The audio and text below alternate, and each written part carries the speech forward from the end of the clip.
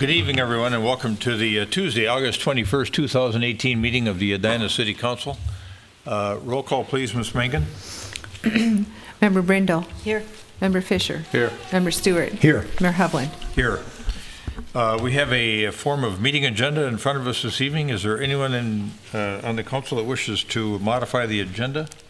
Yes, Your Honor. Manager Neal. Thank you, Your Honor. The staff would request that council table number 8A. This is the adoption of the 2018 Comprehensive Water Resources Management Plan. If you would be willing to table that to September 5th.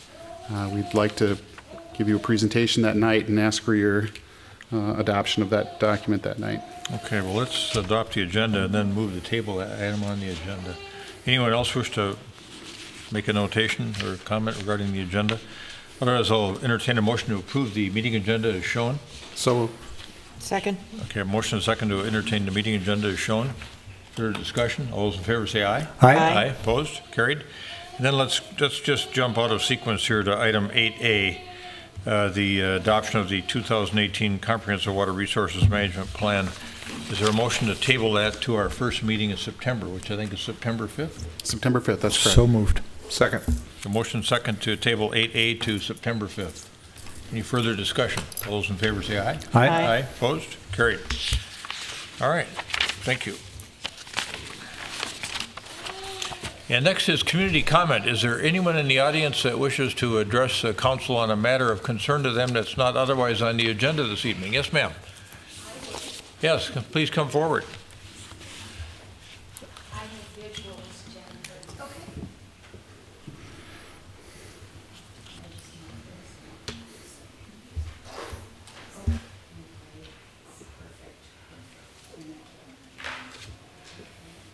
Okay, don't forget to introduce yourself and give us your address. Not yet. Try it again. Hold it close. Now? There you go. Now I hear myself.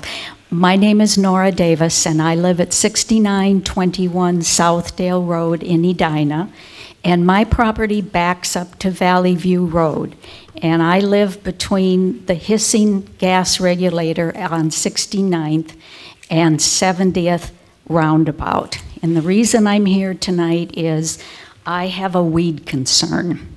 If you look carefully at what I've brought with me, this is what that area looks like. And I've watched it throughout the summer.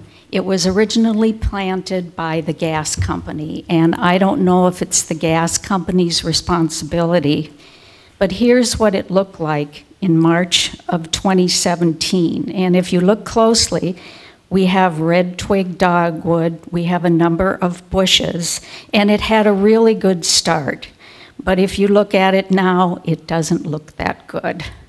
And I've noticed more weeds in the city this year, and I know it's been a banner year for weeds. It's been a battle with everyone. But I'm concerned because we seem to be getting so excited about all the development and all the wonderful things we're going to do, but we're missing the basics. You know, we're forgetting about weeding.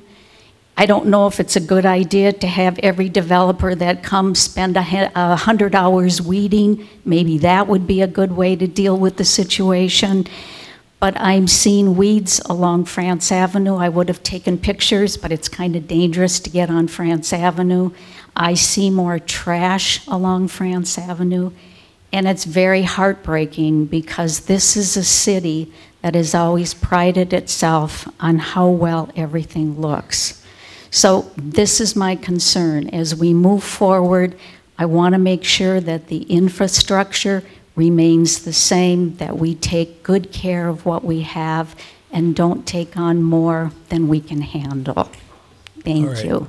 Is this an area just south of where they put in that new gas installation? Yes. Okay. Yes. Good. We'll get somebody out there. Okay. I good. appreciate that. Yep. Thank you. Thank you, Ms. Davis.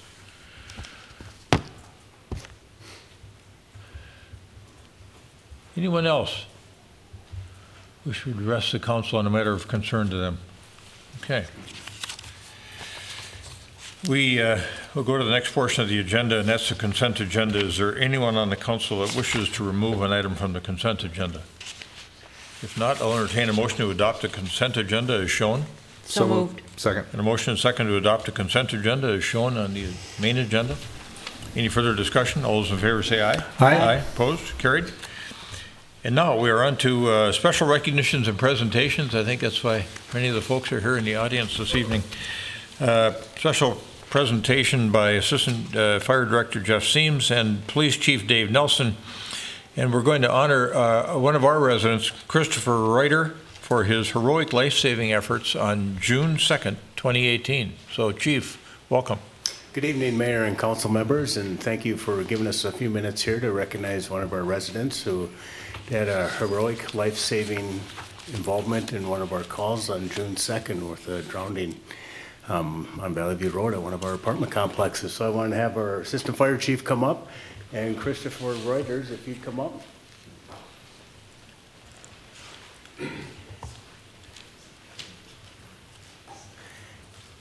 And I'll turn it over to Assistant Chief Seams. All right. Thanks, Chief. Good evening. We have a proclamation or a certificate to read, if it's okay. So, Christopher Reuter, on June 2nd, 2018, at approximately 4:33 p.m., an 11-year-old female was found submerged in the deep end of a residential swimming pool at an apartment community in the city of Edina. A juvenile who knew the female victim ran inside the building and located you, advising you of the emergency. Without hesitation, you responded to the pool area. You selflessly entered the pool and successfully removed the victim, who was in approximately 8 feet of water. EMS was notified and you assisted in providing life-saving efforts, including CPR, until emergency personnel arrived on scene. The police and fire departments determined the victim was still not breathing and continued the life-saving efforts, eventually transporting the victim to the hospital. Because of your efforts, the 11-year-old female was removed from the water, successfully resuscitated, and made a full recovery. Your quick thinking and life-saving actions during a very high-stress and difficult situation resulted in the prevention of death or serious injury to another. These actions exemplify the highest ideals in service to others, and our community and the city of Edina formally recognizes Christopher Reuter with a Public Safety Certificate of Merit.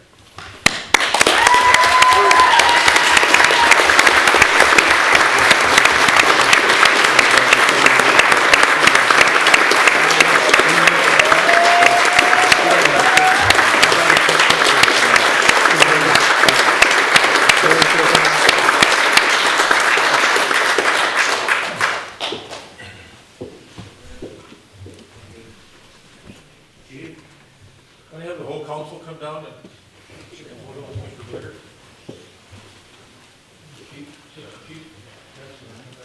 Absolutely.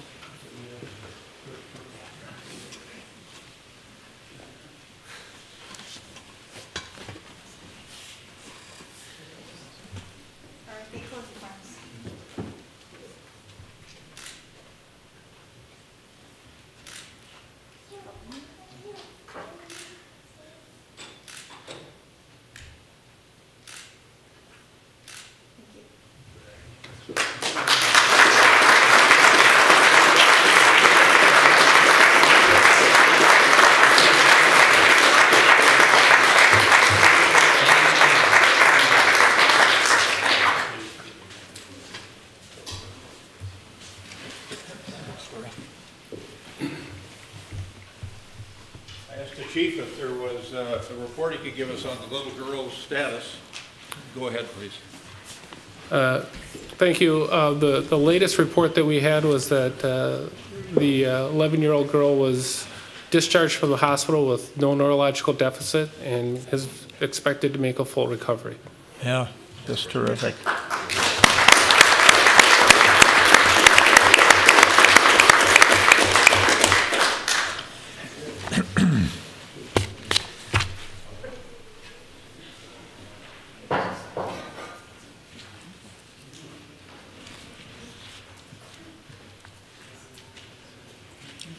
Staying with our theme of public safety and helping people out, we've got our county sheriff with us, Rich Stannic, this evening, who's going to give us an update on the 2018 priorities. Chief, welcome.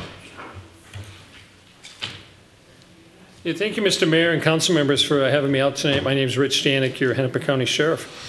First off, Mr. Mayor, council members, let me just say what a pleasure it is to be out here tonight to see you recognize one of your residents for something as great as rescuing an 11-year-old girl out of 8 feet of water, bringing her back up to the surface, and a full total recovery is absolutely nothing short of amazing. I see these all the time, and countywide, some of them are not as fortunate as her, so kudos to him and his family for those efforts. Secondly, Mr. Mayor, council members, I get a chance to work with public safety officials, police and fire, EMS across this county. You've got two really good ones out here, your fire chief and, of course, Chief Nelson. I get a chance to work with him all the time. We have a cup of coffee every so often. He fills me in with what's happening out here in the community. And, you did the right thing by hiring from within and keeping him here. And I know you've got a great police department as well. The third one, though, just real quick, is I had a chance to listen to you the other day, Mr. Mayor, at Ham and Eggs. You got me up bright and early, came, I listened to the economic development. I heard, the pride in your voice about the city of Edina and what you do on behalf of this committee, not just you, but your council members and your other appointees who run the city day in and day out. Your residents are very fortunate. I live out in northwestern Maple Grove. Maybe someday I'll get a move to Edina. But in the meantime, you guys do it the right way, and the same goes for Scott, who I've had a chance to work with over the years on a number of different mutual issues. Mr. Mayor, council members, I have about 8.5, maybe 9 minutes of some comments. I truly just wanted to give you a quick update about where we're at. I get a chance to travel the county. There are no less than 45 cities in Hennepin County. You're one of 45, but you're the only one of the 45 tonight. Having said that, I was on Minnetrista last night and a couple of the week before that. Every week I get a chance to visit one or two of them. And I love being able to update the council and the residents on what we're doing in partnership with your local police and fire. So with that, let me take a minute and introduce Samantha Kleinfield. She's sitting behind me. She works our intergovernmental relations. Her job is a tough one, right? She works with 2 U.S. congressmen, 2 U.S. senators, 45 mayors and 45 sets of city council members, 1 Metropolitan Airports Commission, 1 Met Council, 22 school superintendents and 22 school boards, 18 Minnesota state senators, 33 Minnesota House members, all who represent part of Hennepin County, amongst the others who are appointed to different commissions and boards countywide. Here's what I want to talk to you about, just 4 quick things. I'll make it easy. And my background is simply this. I've been a police officer for 35 years, almost as long as Dave. And he might have me beat by a year or 2, I'm not sure. I started out as a Minneapolis police officer. I've been your sheriff for the last 12 years, and it's been a privilege each and every day. I live out in northwestern Maple Grove, as I said, with my family and my wife and my kids. Public safety is a big undertaking here in Hennepin County, and I rely on all 45 cities and all 36 local police departments to get the job done collectively on behalf not just of the residents of Edina, but the residents of the county, all 1.3 million of them spread out over the 45 cities, the 36 local police chiefs, 9 federal law enforcement agencies we work with day in and day out, 550 plus square miles, 104 lakes, 3 major rivers, thousands and thousands of swimming pools at our apartment complexes and backyards and every point in between. My agency is run the same way as your local police department. I have about 1,100 employees that work day to day across the county at a number of different substations and offices. 800 plus are full-time, like Sergeant Kel McDaniel sitting behind me, who works with our community engagement team. Another 300 are our volunteers. 125 of them are special deputies, much like your police reserves. Another 40 or so work in our community advisory board, and about 17 or 18 of them that are part of the Hennepin County Sheriff Foundation, which is a 501c3 nonprofit. Our day-to-day operations are run by a chief deputy, which is akin to the chief of police. And then our 8 divisions, which are 8 lines of business, are run by the 3 majors. All of these folks come within the Hennepin County Sheriff's Office. Those 4 collectively have about 135 years of law enforcement experience policing here in Hennepin County. And they all live within the county here somewhere. Now, people ask me all the time, Mr. Mayor and council members, where does the sheriff derive his or her authority from, right? There are 87 of us statewide, 1 within Hennepin County. We are governed under State Statute Chapter 387. It tells me what my powers and duties are, what my responsibilities are to all residents of the county across those 45 cities. The Sheriff's Office has 8 distinct lines of business, and this is where the difference between the dark blue uniforms like Edina Police, light blue like Minneapolis Police, maroon like the state trooper who asked me a nice question today as I was getting on the on-ramp, or a light brown like Sergeant McDaniel. We run the Hennepin County Jail, right? And so we book about 35 to 40,000 people a year. You can see in blue underneath are the service levels for the city of Edina within the year 2017. We also run 8 different courthouses across Hennepin County, not the least of which are the outer division courts at Ridgedale, Southdale, Brookdale, which some of your residents have interaction with, but also downtown at the Hennepin County Government Center, family court on one side of downtown, juvenile court on the other side. All told, about 90 courtrooms and 75 judges and referees who comprise the 4th Judicial District. And then, of course, we have our patrol division located out in Brooklyn Park on the border between Maple Grove and Brooklyn Park on Jefferson Highway. We also have substations across the county where we stage our assets for whatever might happen. It could be a light plane that drops out of the sky. Could be assisting local law enforcement with a call like in Plymouth the night before with a barricaded suicidal subject. It might be a pattern of robberies or burglaries, whatever it is. Our folks are available to the local police chief upon his or her request in order to not supplant but supplement the services that are provided to your residents. And I remind you again, we defer to local autonomy. So if Edina Police, Corcoran, Rogers, Dayton, Champlin, Maple Grove, New Hope, Crystal, Robbinsdale, if they have a local police department in place, and many of them do, 36 out of the 45 cities, we defer to local autonomy. You decide what service levels you want to provide your residents, at what level that is, and we will supplement and provide additional services to your residents because all your residents pay county property tax, either business and or residential as well. Our warrant division and civil process are also mandated under state law. We serve about 30,000 warrants a year, about an equal number of civil processes. Might be orders for foreclosure, might be restraining orders, orders for protection, whatever the courts order, and we are the ones that go out and serve them countywide. Our investigative division primarily focuses on the reduction of violent crime. When crimes within your city or your locale cross over jurisdictional boundaries is where you'll see the assistance of the Hennepin County Sheriff's Office and through the Hennepin County Sheriff's Office crime lab that provides state-of-the-art forensic science services to the residents of the county, again, upon request of the local police chief at the time of the call.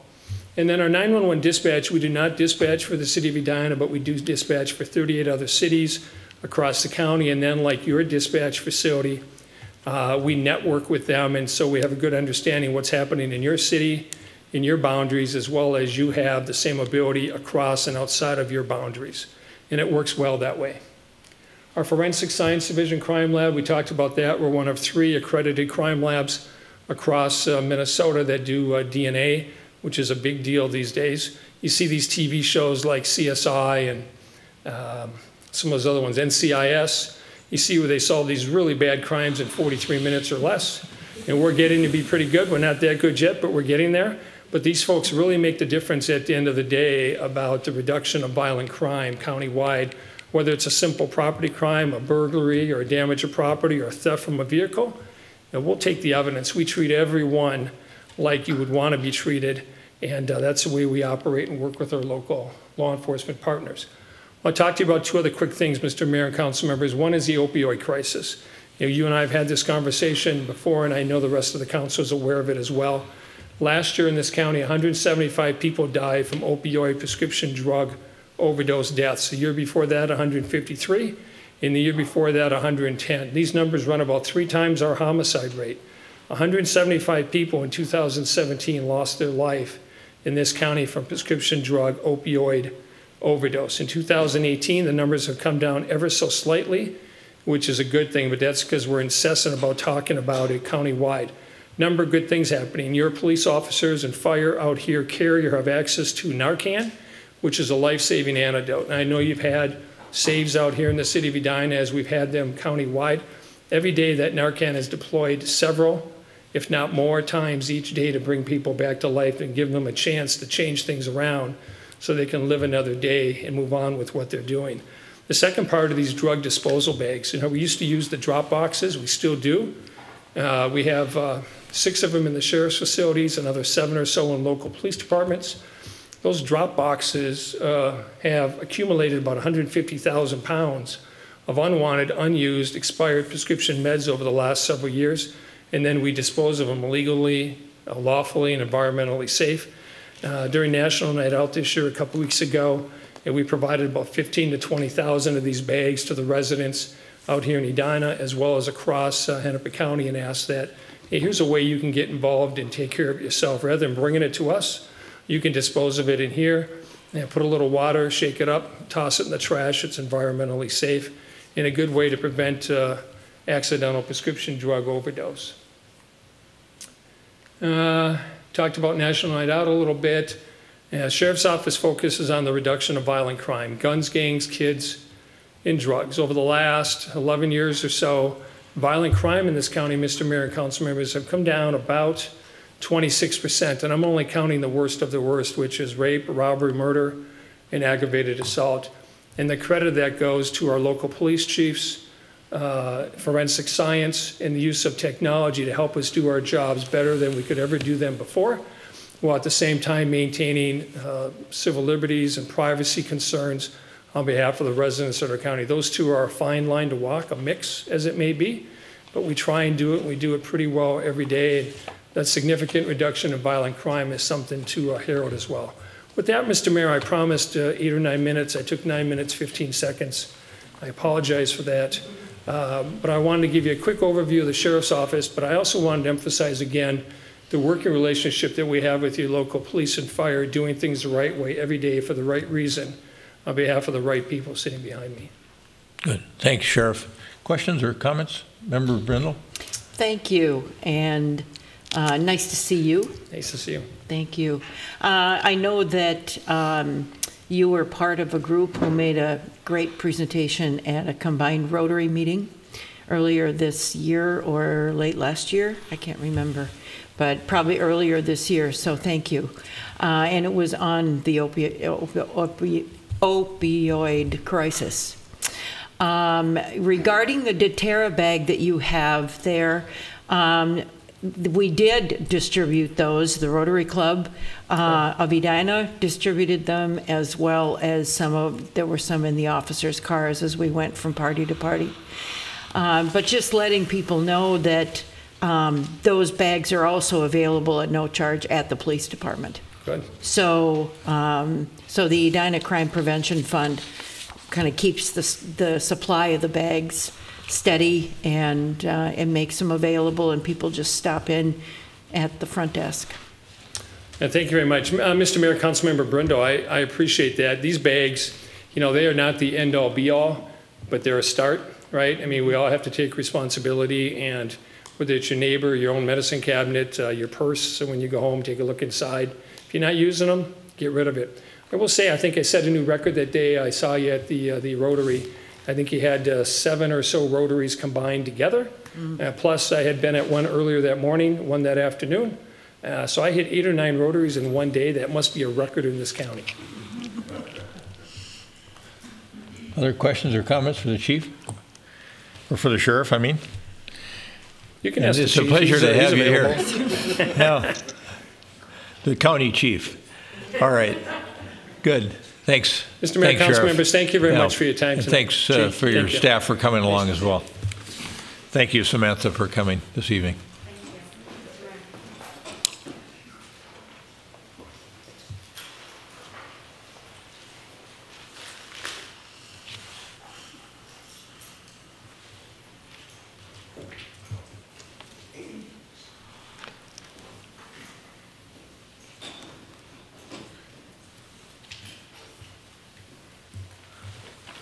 We've got Jessica Wilson with us for the last matter in this part of the agenda, which is talking about our efforts on chloride reduction. Yeah, Mayor, members of the council, thank you for this opportunity to tell you about this project, this development of a model winter maintenance contract for chloride. We're reduction. And there's some background information that I provided in your council packet, and then there's two other things I want to just briefly mention. And the first is that this idea spawned from a conversation with some master water stewards. So I've been developing a relationship with this core group of volunteers that are really passionate about water resources in the city. And they really, when we met last spring, we had a lot of energy around chloride pollution and how to address chloride pollution. And so I just want to recognize the contributions that they're making to the community, and they're elevating this issue. And I think I wouldn't be up here telling you about this project if it wasn't for the advocacy of that group. So I want to recognize them for that. And then secondly, the advisory team that we're putting together for this project, we're starting to meet next week already, and we have a pretty impressive group. So from on the environmental side, we have those master water stewards, those community members. We have the Minnesota Pollution Control Agency and some watershed districts. We have some property managers and some big players in Edina as well as in the metro area. Some winter maintenance professionals that actually do the work, and then a representative from SIMA, the Snow and Ice Management Association. They're a regional association of trade professionals. So it's a pretty impressive group of stakeholders who are going to help us move the industry forward in addressing chloride pollution. So with that, if you have any other questions about the project, I'd be happy to answer them. Yeah. Questions? Anybody has? Heading in a great direction, you know, as an alternative to trying to get some legislation through. I think this is a good backstop. So I do have a question. Yes, Member Fisher. So the end game here is to work with this group to put together what would be a model contract that can be used then for whether it's private, public, whatever the situation, for snow removal, parking lot clearing, all of that sort of thing. And then I'm assuming through this investigative process, there will be, you know, there's one thing is to do a contract, another is best practices and how you convey all of that. So I'm assuming that's all part of this. Yeah, and there's a whole suite of tools that you can use to address chloride pollution. So technology upgrades, and the watershed districts do a lot to kind of cost share that stuff. There's some best practices, and there's trainings that the Minnesota Pollution Control Agency offers for that. And we're actually hosting some free training for private, public, anyone that wants to come in October. We have some information we'll be sharing really soon about that. And the reason that we wanted to take on this project is we learned through conversations with private applicators and also property managers is that the way the current contracts are generally set up is you pay for pounds of salt put down. And so you might at the beginning of the season sign up for 1,000 pounds of salt. And that incentivizes an operator to put down all of that salt, because why would they bring it back and store it and pay to store it when they could just dump it and charge for it? And so we early on recognized that that was a barrier to doing the right thing. And so what the contract would do is it would put in those best management practices, coming back and sweeping up afterwards, using minimal amounts, only using certain kinds under certain temperatures, plowing physical removal before adding salt. So those things that industry professionals might be aware of, but someone who is just managing a parking lot might not know what to ask for. So this is a way to add that expertise in and remove that whole barrier of not knowing what to do and just lay it out really easily for them. And we think the industry is ready for that too, as well as people who just want to address the pollution problem. So just as one Yes. follow-up. Member Fisher. You know, in the sequence that I went through my packet, this was one of the early things, and I'm reading it, and it seems like a really great thing to do. But I was kind of like, you know, here we are, we're going to have to spend this money. And I do believe it'll be a model for all sorts of communities, and that's not a bad thing. But then later I got to our water resources, our comprehensive water resources plan, all 435 pages of it. And you start going through that document and you start thinking about the serious issues we have in the community with just the health of our water in our lakes. And it was an interesting juxtaposition to go through the packet and realize just how important taking action on something like this is now. So that was really helpful. Even though we're not talking tonight, we pulled that off the agenda, the bigger comprehensive picture. I think this is a really great first step to be taking. So thank you. Good. Thanks for those comments. Anything else I do. for Ms. Wilson? Member Brendel. So the We supported the smart salting limited liability effort at the legislature this year, and it did not go, right? Correct. It was pulled from the bill pretty late in the session. Okay. So the efforts that would be in place at a community level, would that be kind of getting ready to present it again with a little more, a broader community experience, or is there a thought of having that be an initiative at the state level again? I think the plan is to have it introduced again. I think there's a lot of uncertainty about what will happen with it being an election year. So I'm not sure yet, but I think it got the farthest that it has gotten. It's been introduced in the past. So I think those who are really supporting it are really hopeful that if it gets introduced again, that it will go hopefully further, but we're not sure yet. Great, thank you. Good. Ms. Wilson, thank you. And thanks for your diligence on this chloride issue. It's important to our community. I think Member Fisher's done a good job talking about that and providing the linkage that's necessary here when we talk in 2 weeks about our water resources management. So we look forward to seeing you back at the next meeting. Great, thank you. Thank you. All right, we're going to move on to the public hearing portion of the agenda this evening. We've got one public hearing matter, and Director Milner has that.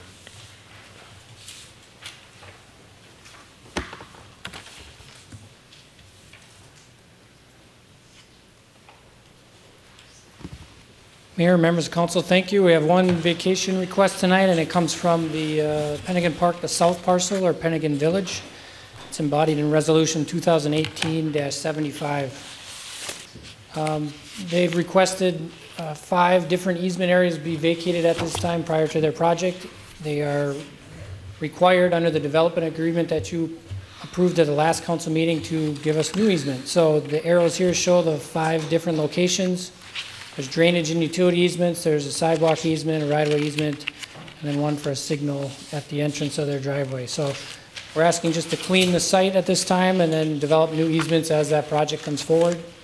There's many other easements on the site that are in favor of private utility companies, and they're also working with those firms to vacate those private easements at the same time. So we have no issues with it. They're required to provide those new easements as part of that development project as it comes forward.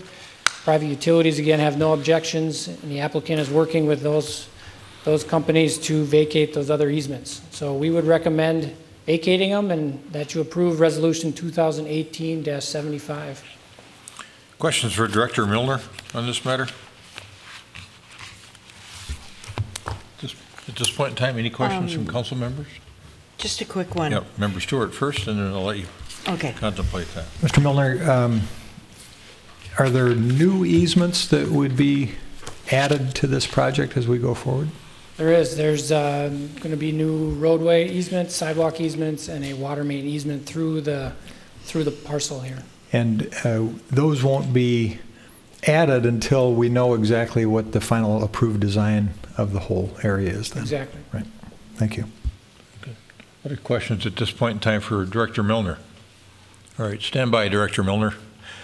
This is a public hearing. I'm going to open this matter up for public testimony. Is there anyone in the audience that wishes to come forward and testify regarding this matter or inquire of the council? Hearing nothing and seeing no one coming forward, is there a motion to close the public hearing? Second. Got a motion and a second to close the public hearing. Discussion. All those in favor of closing the public hearing, say aye. Aye. Aye. Opposed? Carried. We have a resolution that is being recommended by staff based on their negotiations with the Pennigan Village Redevelopment Project, embodied in Resolution 2018-75 that vacates the right-of-way easement as Director Milner has shown us with the visual. Is there a motion to adopt that resolution? So moved. Got a motion and a second to adopt Resolution 2018-75. Any further discussion?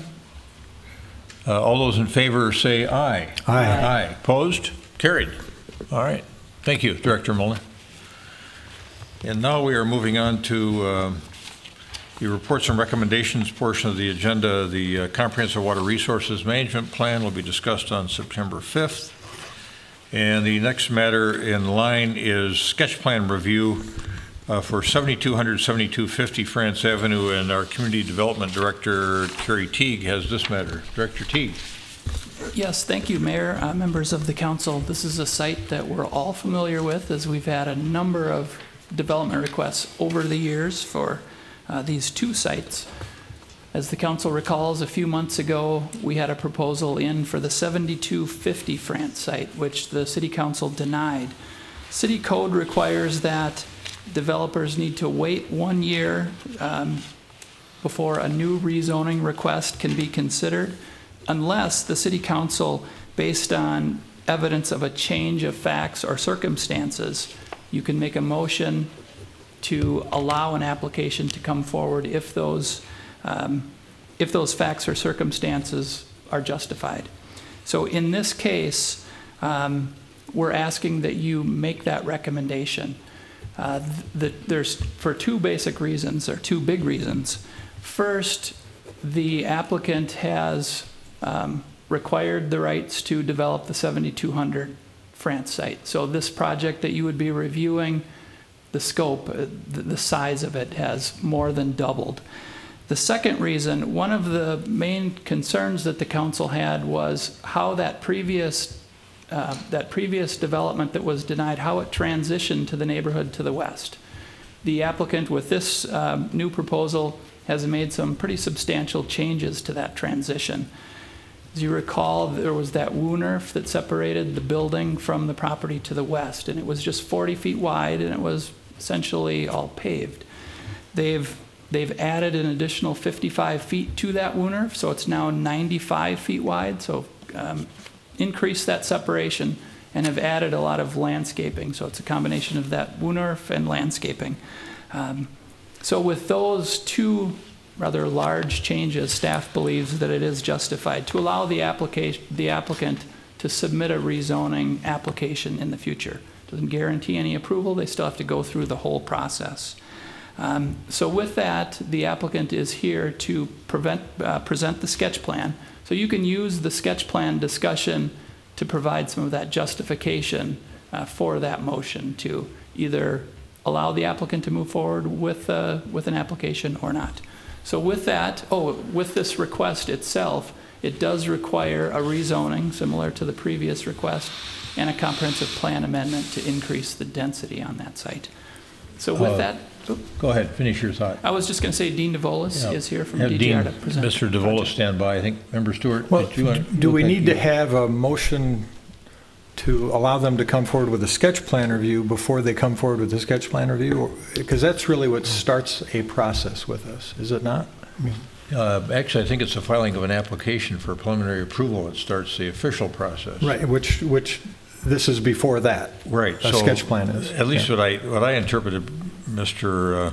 Teague to be suggesting was that we listen to the sketch plan review process and then make a determination after conversation about whether or not we think there's sufficient change of facts or circumstances to warrant them coming forward and filing within that 1 year period that they're otherwise precluded from doing under the rule.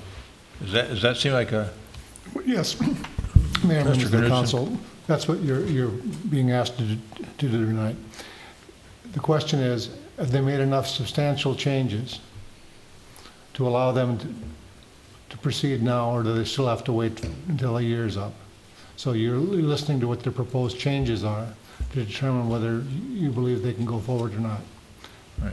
And if you determine that they can go forward because the changes are substantial enough, then that takes an affirmative vote by 3 council members to say, yes, you can go forward. Okay, good. Fair enough, thank you. Member Stewart, okay, thanks for that clarification. All right, Mr. DeVolis.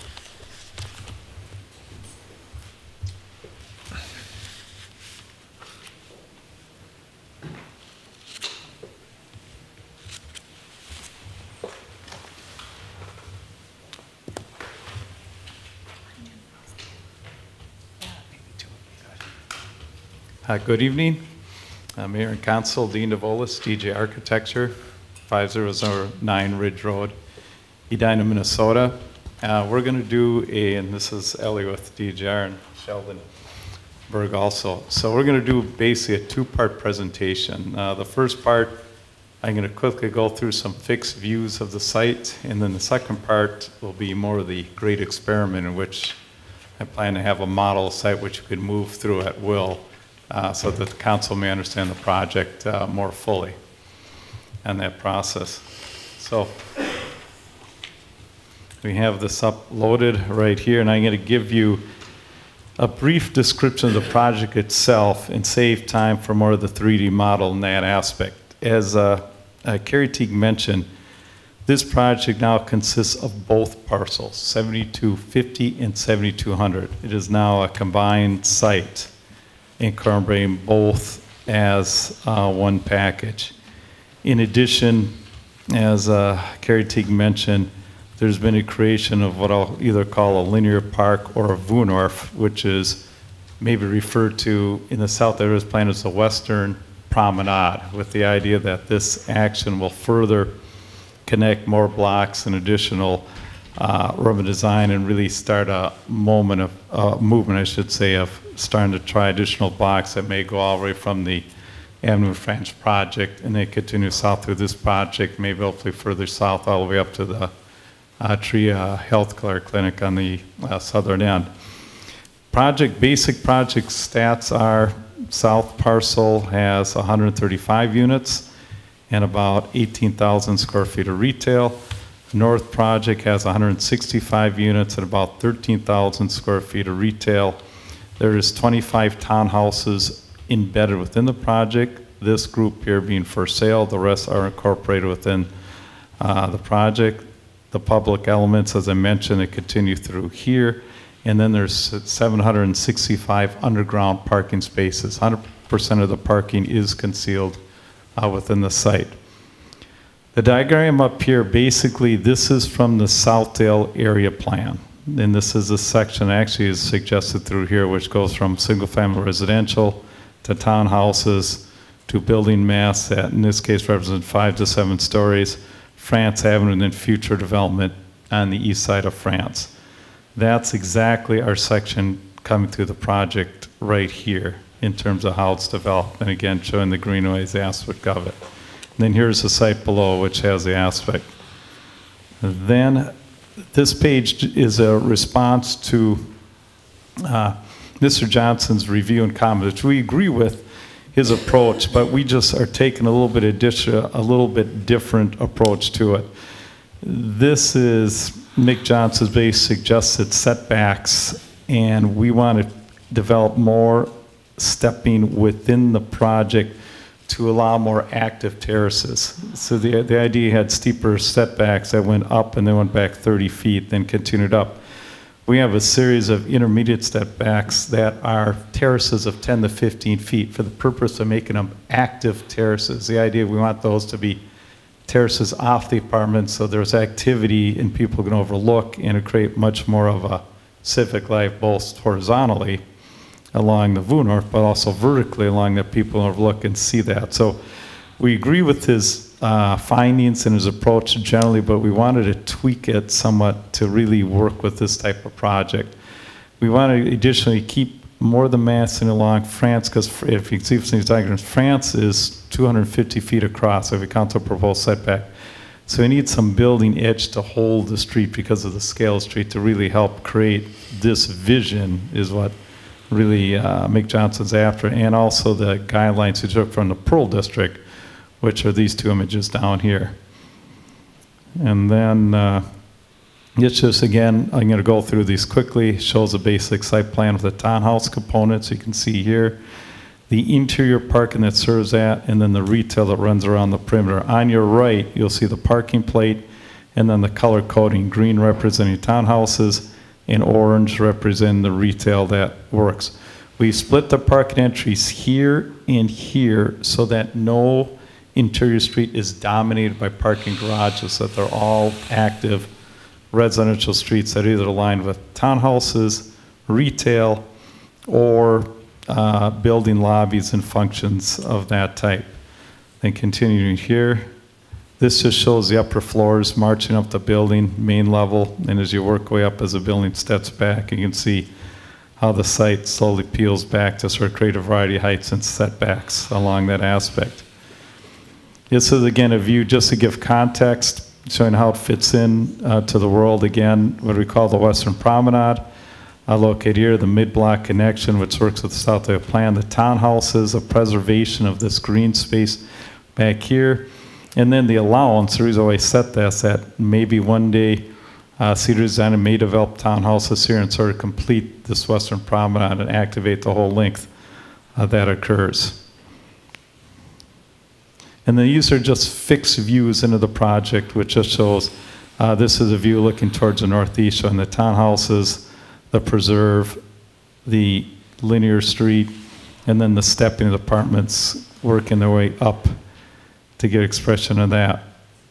And again, just another view, this is looking towards the southwest from 72nd and France.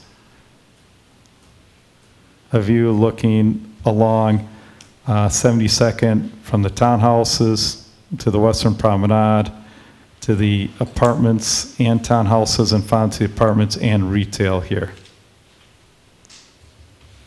And this is a view looking down the Vunorf, which is going to be a mixed pedestrian and auto street that's going to be incorporated. Again, this shows the stepping intent of how to scale this area. And then finally, this is just a live view where we inserted the building with an actual photograph taken more from Bristol Court to get an idea. This is the apartments that sit by Barley's Lawn. This is a corner building here, just give an idea how it fits within the context. So now we're going to go to a live 3D motion of this thing, just to help give a quick, better understanding of this project. And Ellie's going to be kind enough to do the driving, since I'm a little rough at it, and just walk through the aspects of the project. And so thoughts from the Planning Commission, and I'll talk about the Vuner first, which actually came from Commissioner Lee, is that we want to divide this thing to be multi-purpose, bikes, pedestrian cars, but also handle events, with the idea that we could also work in food trucks in there. Start taking some of the ideas that were discussed on the Grandview idea that we'd like this space to contain functions, not only pedestrians, but maybe food trucks or small art festivals or small farmers market that can serve a focus or nuclei in the Southdale area. Hence the reason for the width and the texture of it. And that's the idea that begins, but the thought of this is that this is a first piece, and again, it goes to the Southdale plan, that eventually could be expanded to the south and expanded to the north. And so the idea of this becomes part of a bigger puzzle that starts to build additional pedestrian networks within the Southdale area and provides a scale and interest. And again, you see the project and you got either the townhouses along the back, the terrace. One thing to note is right through here, and I'll use my cursor, we're going to make one of the courts have grand stairs, so there's a variety of spaces, so that the north courtyard will have grand stairs where people can sit and have lunch and connect into it. And so there's some verticality to it and that type of connection. Roundabout's going to be incorporated there to slow traffic and give it scale. But the idea is that this parking lot becomes a resource not only for the residents of the apartment, hopefully for residents beyond the area. We are going to incorporate within this bike parking because we're on the major regional bike trail that runs down Gallagher, and bike storage within it. And we're looking at incorporating 50 or 60 public spaces that can serve as a parking inventory for what I call a bike and ride idea, that people could park, catch their bikes as part of it, but also serve as a place that parking that helps support Centennial Lakes.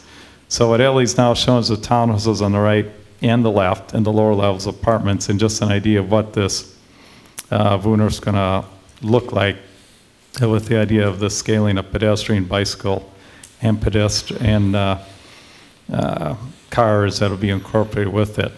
We've left wide boulevards on all sides and maintained the townhouse architecture along the side up to the commercial front that Ellie's getting to. So I just gone in France and make one loop around, and then I'll conclude the presentation. The other thing we've worked with is a lot of stepping within the building, because what's key when you have a block long developed, that it's in scalable pieces so that it doesn't dominate. And there's the variety of roof heights, the breaking of the masses, and that's, hope you didn't get sick on that. The ideas of different materials and texture to give it relief and interest so it doesn't appear monolithic, and that's why we incorporated a few of those 7-story, 2-story units in parts of it to help give it a texture and a change that occurs. I keep going south on France. I'll just look at the Gallagher side. And again, what's key to this is, and you know this issue, is a right in, right out off of France Avenue, which I think is critical, again, to the Southdale area plan to keep things working, and in terms of traffic, motion. So that'll be, things that we're going to be pushing for, and we think is important in terms of the future if France wants to transition to not only an auto-oriented street, but also a pedestrian-oriented street. So now we're looking north on the project. This is the corner of Gallagher and France, and the idea that we'd have a restaurant on this corner, because we designed the parking to have the parking count to have 2 restaurants about 4,000 square feet each. So we get a little variety within the retail. And then this side has a retail continuing in Gallagher. And then finally, we're getting back to the south end of the Vuurnorth or Western Promenade that would connect through the project and really become this civic space that hopefully becomes part of a longer linkage that will go further all the way up to, like I say, Avenue in France, all the way further south. And again, you see the townhouse on the right. And on top of these townhouses, there'll be terraces that'll come off those units. So you get a lot of variety of unit types, from ownership townhouses, from rental townhouses, from terrace units, from penthouses, and then regular apartments. We will have 20% of the units affordable at 60% AMI, adjusted median income. So that's going to be the basic mix within it. And those will be dispersed throughout the project. They won't be incorporated within a separate building. So I'll conclude now and allow council to questions, comments, and thoughts on this project. Thank you. Thank you. Mr. DeVos, thank you, Ellie. Member Brindle, do you want to lead us off? Well, I think the first question we have to decide is if we are comfortable discussing this at this point. I think you'd be asking questions about the potential project so Okay. you can understand it better, so that Okay. when we go to have the discussion about whether there's a sufficient change of facts or circumstances affecting the track, Okay. you feel grounded enough to have that conversation. Maybe you do now, but I All thought right. maybe you wanted to ask some more questions. I think that where I left it at our last discussion was I was uncomfortable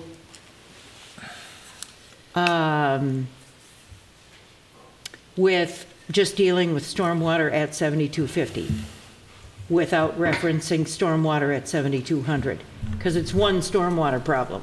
Correct. And the other piece for me was that the access to whatever in the future would happen at 7200 was just via the access off of Gallagher. And while we don't yet have permission to have the right in, right out at France between 7200 and 7250, that would have to happen in order for this project to happen. But as far as where I am, so those are the main things that kept me or made me uncomfortable with the 7250 project. It's got. Do you want to ask how they're managing stormwater on this proposed project? Because that might help you. Okay. Help all of us, actually. I was going to Okay. ask the question. All right, okay. Well, talk to us. I mean, we see what you're doing above ground. What are you doing below ground? So below ground, so around the whole perimeter of the project, meaning parallel and 72nd, France, Gallagher, longer, we're going to be managing stormwater through that whole area with a series of tanks that run around this perimeter. The good news about this site is because it's a sand pit, we're going to use porosity tanks that will capture water but allow it to leak into the sand and purify itself, because that's the beauty of the site. We have advantage where, unlike some sites we've had clay, we can't do that. This site allows that to occur. So basically we have a linear system that surrounds the whole site. And basically, because we're handling stormwater not only of this, but this section of the Petersons property here, this part of Bristol Court, and obviously 7200 itself. So we're basically creating a sub-regional stormwater system that's handling essentially a radius that basically follows the circle all the way through here. So that's the stormwater system proposed, and it does work, and we've made those studies before developing this plan to make sure we address that. In terms of France Avenue, we do have a right, and this is not official, of a right-in. So we're halfway there, but I want to right in, right out to make this fully work with the South area plan. Because I think it's important for the future of Edina if the dream that's been put together with Southdale committee is to come to fruition. And I believe if Hennepin County eliminates all these mid-block, the street changes nature, it becomes more through traffic moves faster, and it becomes more of a barrier. So these interruptions are really important to carry out that urban design vision as part of it, along with the assembly of the blocks. In addition, we've met with the Petersons, who find this project a great improvement because it allows more access and traffic. So they're pleased with this design that's laid out as been presented. We've had one neighborhood meeting which presented this. There's a positive reaction to this. We still tend to meet with the current neighborhood group and so forth, but the initial called general meeting, we did the 1,000 radius.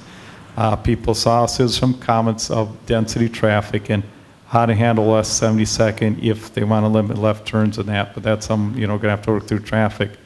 But the changes had a good effect on that aspect. So that's the basic outline of where they're at, because now what's nice about this, it really answers the connectivity issues that you had from before. It answers the stormwater connection and really puts in what we consider a key piece of urban design. That's really what I call the first step of implementing the Southdale plan that's been put together over the last 4 years. Do you have any idea, just thinking about stormwater capacity, 2014 we had 11 inches of rain in 24 hours. Longer ago than that we had 14 inches of rain in like 5 hours. What is the capacity of the underground system to manage that? So basically, you have to hit, and we're using this system also, but we want to keep this natural. So actually, we have a dual system. The capacity has to be a 100-year storm. And it may, and depending on how we work with watershed, it may be 200-year storms. 100-year storm, basically, where I'm drawing the cursor, that's covered. If they want more, we can develop it all the way around to cover it. So basically, and then addition to this area too. So basically, we can cover. When you're circling that area where the trees are you considering the trees being the stormwater system in that area? The trees stay, but there's already a depression here which captures water. Oh, and we're going to maintain that. Okay. Right now, the way the site works in its current condition, everything you see around it runs here, and this becomes a bathtub. And then it fills in, and it slowly drains out. Okay. So that's it. We want to maintain this because we want to maintain this natural growth of trees, which actually, this was a gravel pit, the whole thing at one time. And then these trees basically voluntarily grew in and created a very dense barrier on that area. But we're going to maintain this. We want to keep that intact. So we're going to use its capacity, but not tear out the trees, because we could have put all the stormwater capacity here, but we would have had to destroy this whole grove of trees. Right. And that's what we did not want to do. So that's why we have a dual system that works around the perimeter of the site and this to make it work. Okay. Member Stewart? Sure, thank you. And I will say, in terms of the project that we turned down a month or two back, which was solely for the 7250 site, and I think it was actually Member Brindle who very articulately suggested that we needed to, it would be a great thing if you could develop at the same time the 7250 and the 7200 sites. And I agree with that, and I think it's plain on its face that this is a substantially different project that you're bringing forward this time than what we turned down a couple months ago. So for me, it does meet the test of, is it substantially different from what we saw already. So having said that,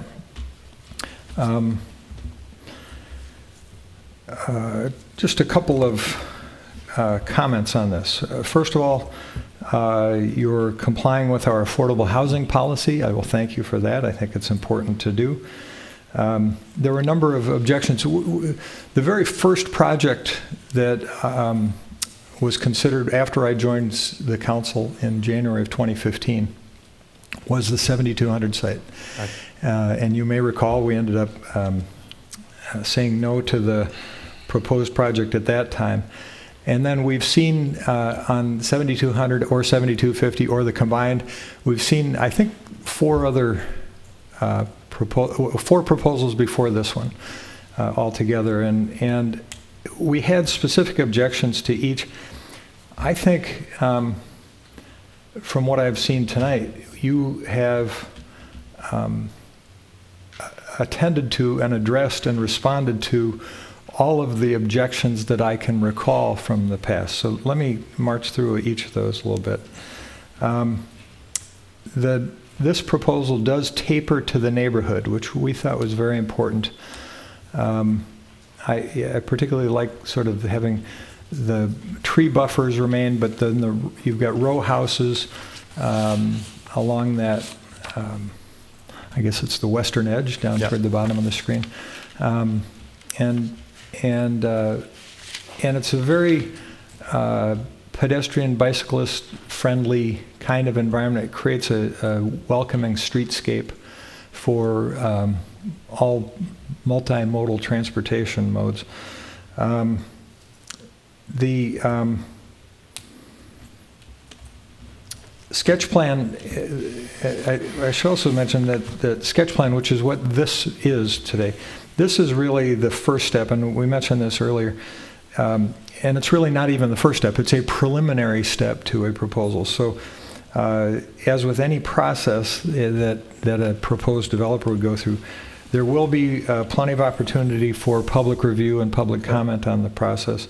But nobody's seen anything before this. This is kind of step one. There was a neighborhood meeting. Oh, you did? Okay. And a presentation to the Cedars of Edina. I was unaware of those. So you've already started some of the engagement. Correct. So that's a positive thing.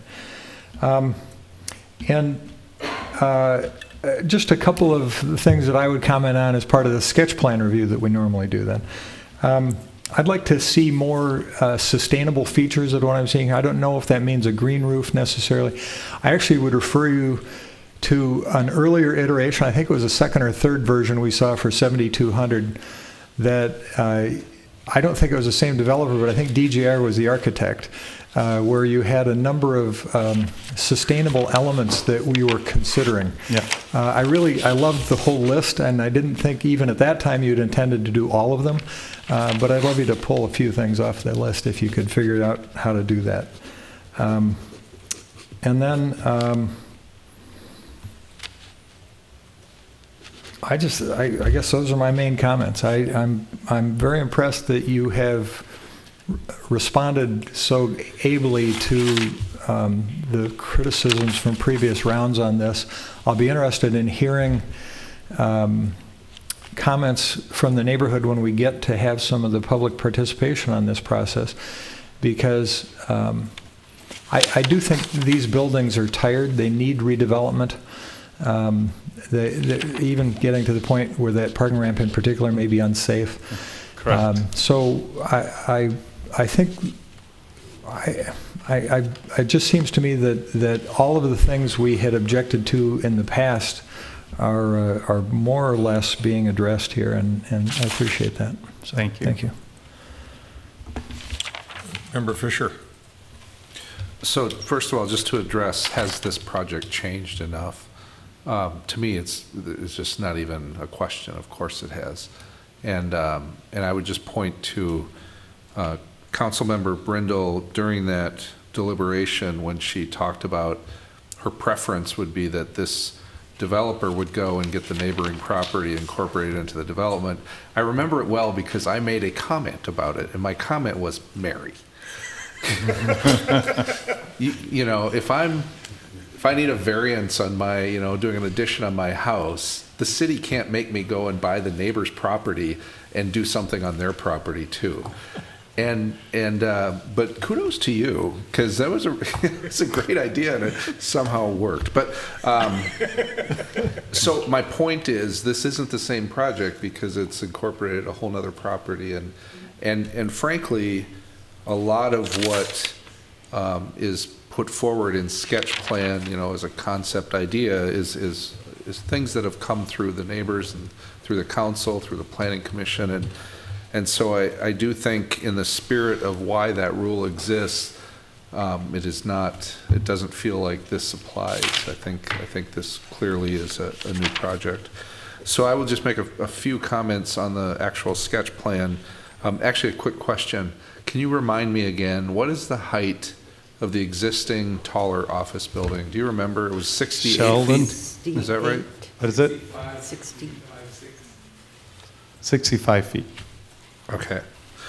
And then just a couple comments. I really like the concept of the transition works better on this sketch plan than any iteration that's come before. It's not even close in terms of how it's finally trying to transition to the neighborhood beyond. And I think the townhomes are, you know, a big part of that. As you assuming you come back with an application, I would just suggest that those townhomes, yes, they face toward the Woonert, but on 72nd, there's an opportunity to have a little bit of a face on 72nd, and even on the back side. And I know, you know, you're not trying to render all the way around this thing, but the opportunity that exists here, if you're a neighbor that literally lives within eyesight of this, it's a whole different experience when you see people out on their back patio and you're out in your yard, and now all of a sudden you're looking at neighbors. You're not looking at some nameless, faceless development, right? And so I think that's an opportunity to explore, and it could be really great. And then other than that, you know, I listened to the Planning Commission comments, and I agree that I think the concept of the Woonert is really fantastic, and I think there's a lot of design development to happen there, and you got a lot of good comments about that, how much degree of kind of green and separation, you know, because it's great to say that cars and people are going to coexist in our happy world, but as I'm assuming as you develop the design, you'll figure out the right ratio mix, so it feels safe, because part of the whole idea of the Woonert is it's inviting, and this, let's call it a Western promenade, is that it's inviting the neighborhood, you know, that entire Cornelia neighborhood, to be able to move along here as well, and not necessarily be up on France Avenue. So it is a transition kind of way to move, and that means it has to be safe for all ages, and I think that can happen. And in reality, this could be like, this is the beginning of that, so it's a really important sort of precedent to set. So as you look at that down the road. And then I would just say that Mick Johnson had, I thought, a lot of really good comments. It looks like you're trying to already address some of those real time. And it's about how those heights, as you're trying to manage, and I get it, you know, we've had past schemes that maybe you could keep this to 4 or 5 stories, but you fill the entire site. Now we're kind of scrunching it up and trying to fit in all this open space, and it wants to push the height up.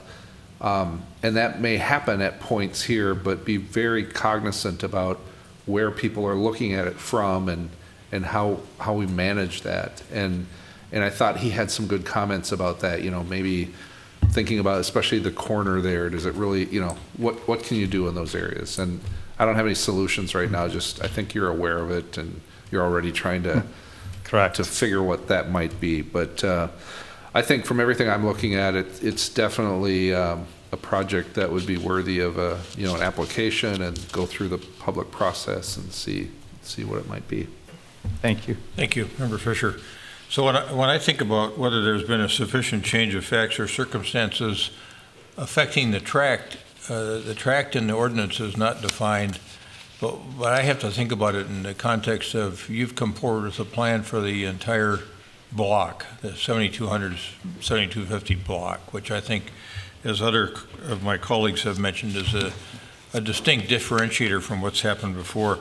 So kind of to segue off Member Brindle's comments about stormwater and thinking about the change of facts or circumstances affecting the tract relative to our requirements under the ordinance, how would you characterize the ability to manage stormwater having been affected by having a project that covers the entire block or tract as opposed to just the 7250 site? Well, it's 100% better because you see all these wide boulevards right here along. That is going to become our stormwater sink. So now I got a lot of real estate to manage it with. So not only am I using this element in its existing condition, I now have a whole system between the two blocks to handle, because as I mentioned before, we're handling Bristol Court, we're handling Peterson's in addition, so we actually have a relatively large watershed that we got to pick up, and this site is carrying that responsibility. But having the two together, one coordinated, integrated system, is a lot easier to accomplish that goal than what I'd say is two separate systems, depending whatever happened if they were independent development. So it really makes it feasible to have a very effective treatment system as part of this, and do what I call further environmental enhancements, as Mr. Stewart alluded to. What are other illustrations of facts or circumstances that have changed by being able to present something that involves the entire tract or block as opposed to just the 7250 site? So one is, if you remember the previous scheme, this building came right to about where my cursor is. So this building was much further to the west, and there's been a difference of 50 feet pulled back to really, and same with here, to really open that up. Two, the inclusion of the townhouses or the gradation of stepping, because the other scheme did not have the various steps you see here, which is 1, 2, 3, 4 steps. That allows that to occur. 3, this element, which I believe is a big deal, and if you look down here, in the future maker here, and obviously to the north, that the two sites together allowed to occur and allowed this civic space to become something meaningful. And a little bit, back to the design of it, we wanted to be a public place and to have events. As I mentioned, food trucks, other elements that give it a purpose and address. Now it has, what the site has now is a community asset, where the previous scheme did not have that. It was just an apartment building within the context of Southdale. Now you have a community, essentially, with a variety of housing types, and this public place that starts making a placemaking out of this, with the idea that we're trying to extend what's happening in Sentinel Lakes to really start pulling that across France and making further connections with it. So, and then the connectivity, which is a key aspect of the Southdale plan, this is now established, and I'll use the term guaranteed with this plan. So a lot of stuff gets improved from a single parcel versus a double parcel to really make a lot more happen with the site. Okay, good. Yeah, that's very helpful for me. With regard to the architectural field office comments and your explanation of why you were suggesting some of the podium step backs to try to create more life along the edge of the buildings than what he was recommending. I can see where those arguments, those have some compelling interest for me. I think that I would think that if I'm understanding it correctly, on the right are your notions of setback section diagrams, and on the left of the screen is the architectural field office ideas. And the idea is that... I think yours has a lot better scale to the street, especially for the pedestrian on the sidewalk, next to the street. Yeah, and the addition that we wanted all these terraces, and yeah, we did, and the same thing we did with the Bridgewater Bay headquarters, and St. Louis Park is significant, that we wanted these to be places where people can live outside, so that the building has activity, and that people can overlook the Woonorf and vice versa, because that really creates what I call a nicer environment in which these terraces are usable. When they get deeper to 30 feet, you can't work it, nor can people really look over the edge because the depth is too deep. But if you have multiple smaller steps, then all these individual steps become activated and provides a variety of housing types.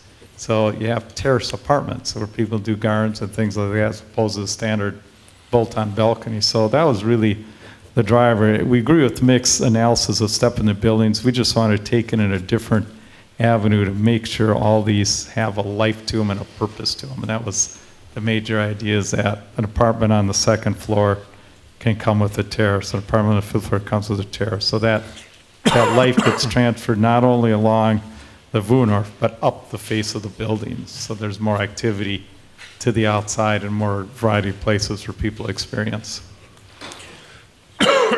Member Fisher, excuse me.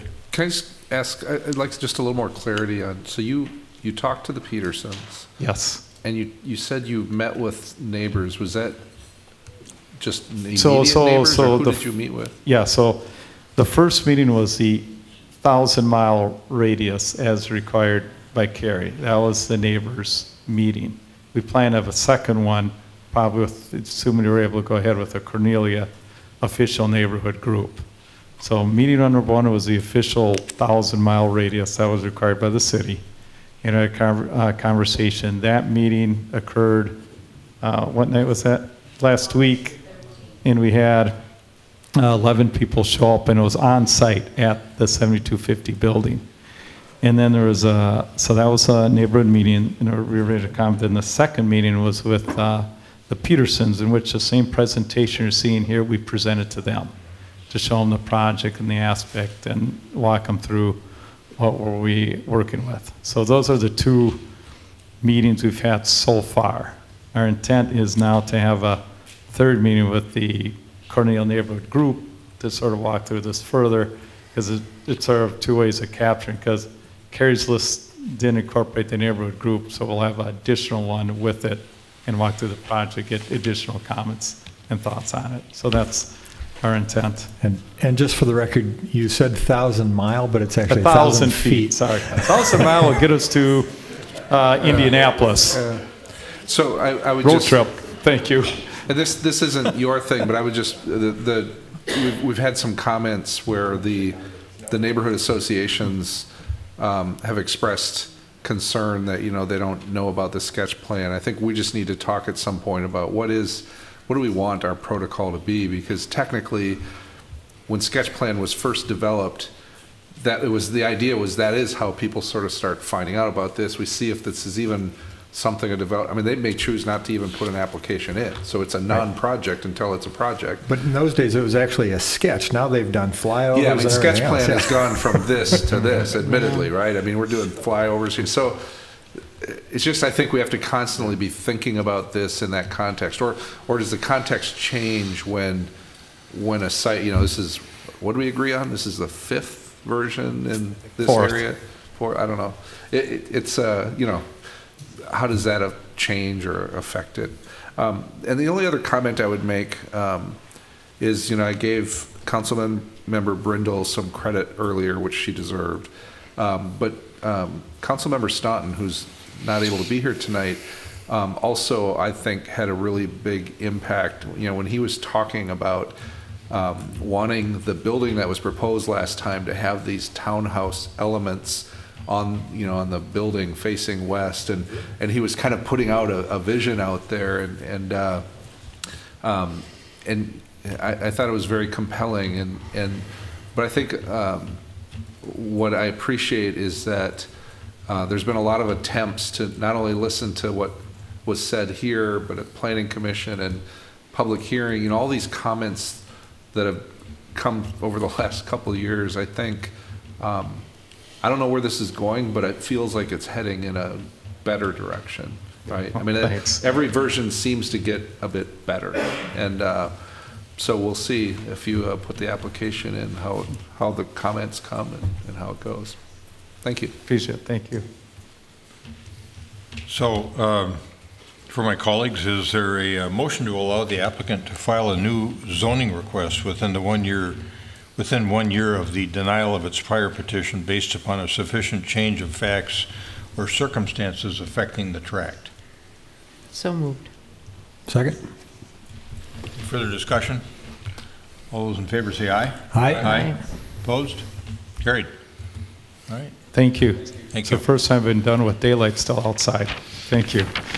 I would just add a comment, since I can never help myself with a design comment. So one of the paragraphs in the architecture field office letter talks about the 95-foot wide West Promenade needing better definition. Correct.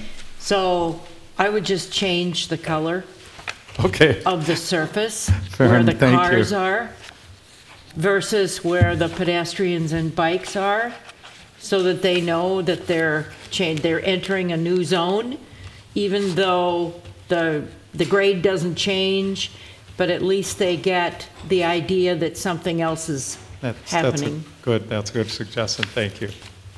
Everyone, thanks All right. again. Appreciate it. Thank you, gentlemen.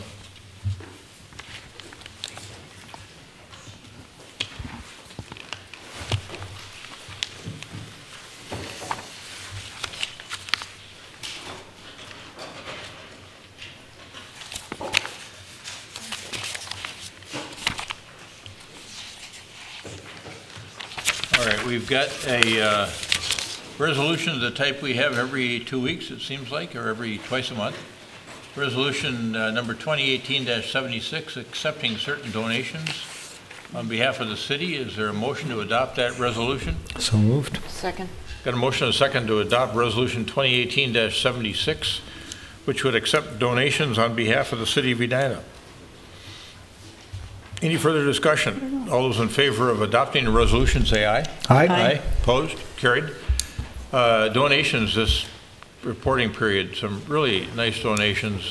Eagle Scout Project, built some compost bins for Fire Station 1 at a cost of $400, and acquisition of a Harley-Davidson motorcycle by the Crime Fund for the PD.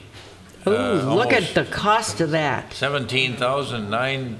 I don't know, whatever that is. There's something messed up there, but I guess it is almost 18,000 is my guess. And then the Lions Club, Park Department, Fam Jam donation. Thank you very much to the Edina Lions Club for that donation. Just a note on the, we'll have our motion and then I'll make my comment. We're done. Oh, okay, okay. Yeah, so go well, ahead. the comment on the motorcycle, in the past, there is a motorcycle dealership that made Harley-Davidsons motorcycles available to police departments for $1 per year lease. $1 a month or $1 a year? $1 a year. $1 a year. $1 a year, yeah. Every time I say it, it just can't be true. But for maybe obvious reasons, they discontinued that. And so we thought, well, we can't afford 2 motorcycles anymore. We'll give one back. And so we gave one back, and over time of having one motorcycle, the 2 motorcycle, the motor cops, as they're called, really did each want their motorcycle as they had. So the crime fund said, and we want 2 motorcycles. So the crime fund then purchased the second cycle. And it is the same motorcycle that we had been leasing for $1 a year. So now we have them. They will be maintained by the staff at Public Works, as they're the same people who maintain the police cars and the fleet of all the trucks, et cetera. And so, so anyway, the crime fund always at the ready to do what we can. So we did this. Chief, I think you might comment on this, but I think both of our motorcycle operators were part of the funeral procession for the Yes, that's right. for this guard that was killed at the prison. Yes, they were. We got the second motorcycle back right before that, and both of them were able to assist with that. It was a great opportunity for them. Yeah, good. Thanks for doing that. All right, we're now on to the next item on the agenda, and that is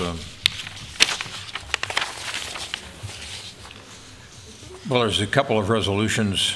Well, there's actually a resolution and an ordinance, but it deals with the Pentagon Park North project. And Director Teague, you want to introduce this matter?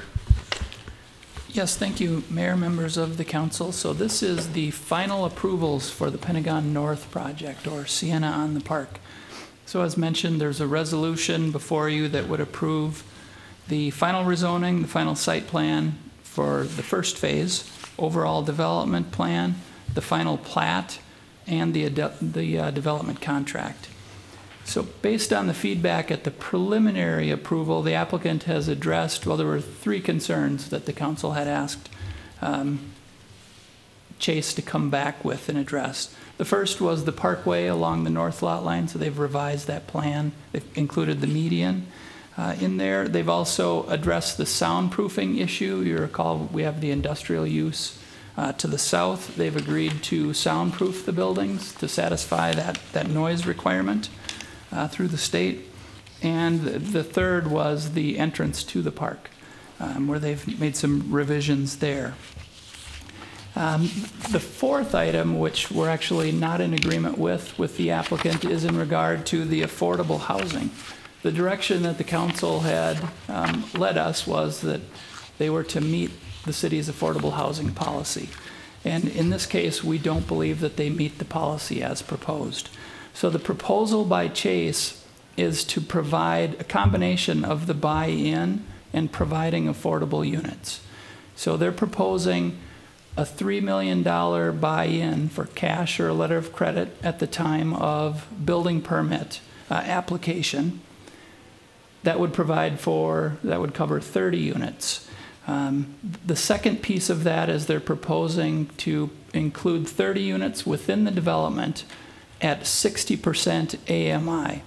So as the council is aware, our affordable housing policy is that you're to either provide 10% of the units at 50% AMI or 20% of the units at 60% AMI. So with that proposal at 30 units at 60% AMI, it doesn't meet the city's affordable housing policy. If they were to provide those 30 units at 50% AMI, staff believes that they would meet the affordable housing policy. So everything that's in the packet is consistent with the preliminary approval, with the exception of the affordable housing piece. So what's written into the resolution this evening is the staff recommendation to meet the affordable housing policy, and it provides those options for how to do that. Again, the applicant is not agreeable to that and is asking the council for consideration of their request. Did the applicant wish to speak to us directly about that? He does. Joe McElwain is here from Chase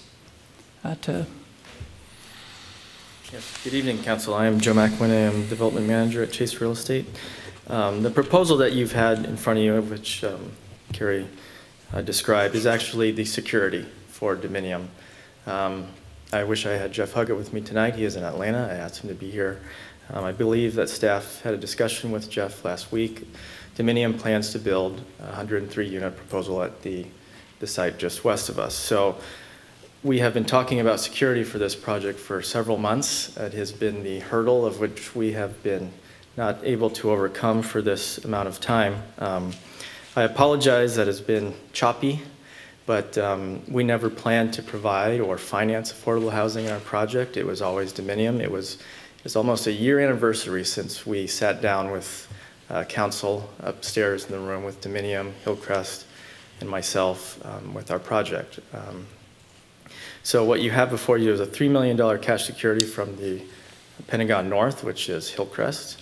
And we have come as far as we can, which is 30 units at 60% AMI, again, as a security. So worst case scenario, the HRA gets $3 million cash if Dominium does not provide their 100-unit proposal in the next 3 years, and in addition to that, 30 affordable units in our project.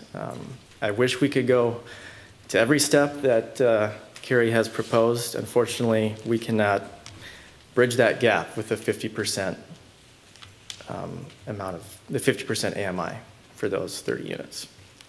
So I think when we talk about security, I think we have done a fair job at meeting that.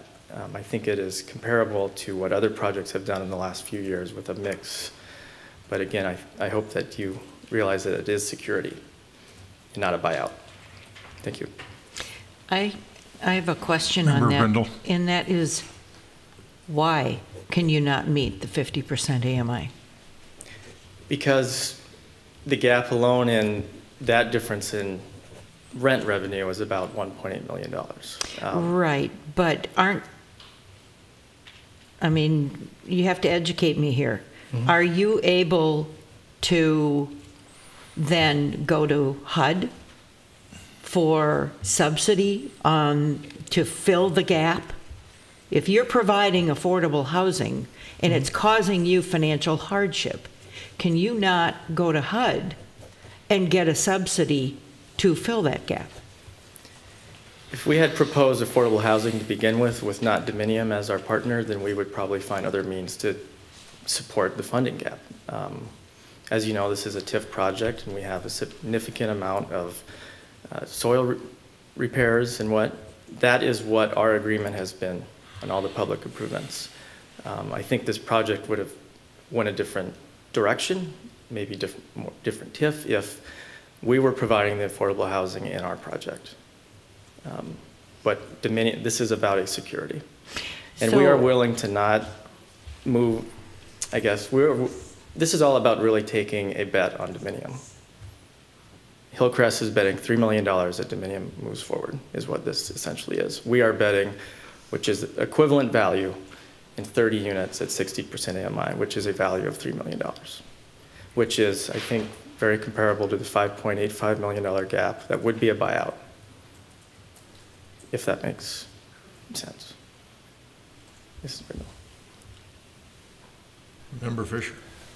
So this has been the part that's been confusing to me from day one on this. On some days, I'm hearing it's security, in which case normally I look at security. Security isn't the whole deal. It's enough to make somebody willing to do something that they're promising to do. That's what security is. But on the one hand, I'm hearing that we got to fulfill every letter of the obligation per our policy, which is what we should do if we have a policy, but that's a different kind of thing. And so I'm just struggling, making sure I've got complete clarity on this, because I'll point toward you right now. So if Dominium actually goes ahead, let's say 2 years from now, they build 100 units of affordable housing, a block down the way, then if I'm hearing you right, you are not then going to build 30 units. You're not going to have 30 units in your project at 60% AMI. We would be released, yes. Dominium is building 126,000 square foot residential square foot. It actually exceeds the requirement for affordable housing. If Dominium move forward, they provide 103 units. So what you're saying is if Dominium doesn't, that project doesn't happen, Hillcrest is going to put $3 million, well, it'll already be there. Yes. And you are going to continue to have 30 units at 60%. Yes. Okay. We will have to keep those for 15 years. Yes. Okay. That's it. Member Stewart? Yeah, Get working on those numbers. What I don't like about the security, I'm going to dovetail from the same issue Member Fisher was just asking about. It seems to me that Chase and/or Hillcrest ought to be providing the capital to build something close to 60 of those 100 units that Dominium's going to put in, not avoiding its obligation to create affordable housing by having Dominium do it, and then Dominium gets financing somewhere else. That just seems wrong to me. Yes, and from your last, from our last council meeting, you guys directed staff and us to try to self-fund 50% of those 100 units. And that's when we directed 10% of our TIF. So out of $100 that we get back for TIF, from our TIF revenue, $10 goes to the city for overhead, and we've directed $10 towards Dominium, which equates to about a $1.8 million front-end note. And on top of that, and staff has this, Hillcrest, or Pentagon North, has reduced the sale price of their land from $1 million. So there was a gap in the financing for Dominium's future 100 units, and we have met half of that through our TIF and through Hillcrest's $1 million. I'm troubled by the description of the TIF as yours. TIF is something the city provides to build out Yes. public needs that is repaid with taxes that you would otherwise pay, and it's not yours to direct, it's ours. And I would have Carrie maybe comment on this, but this is the current agreement of which 10% of the TIF revenue that would come back to pay the TIF note would be directed towards Dominium to help fund Dominium's affordable housing. Mr. Teague? I'm really not the staff expert on the TIF agreement. Really what we're asking this evening is for the zoning approvals, and staff isn't comfortable with the securities actually meeting our affordable housing policy. We want the assurance that, in case the Dominium project doesn't happen, we want to make sure that we've got a project that truly meets our affordable housing policy. Manager Neal? Thank you, Your Honor. I just wanted to summarize the staff understanding of what the policy says in this case. There's no question that this proposal or this development proposal is subject to our affordable housing policy. It fits it. And their options to comply with that policy are to provide 10% of the units at 50% of AMI, and if they did that, they'd be providing 58.5 or 59 units total to.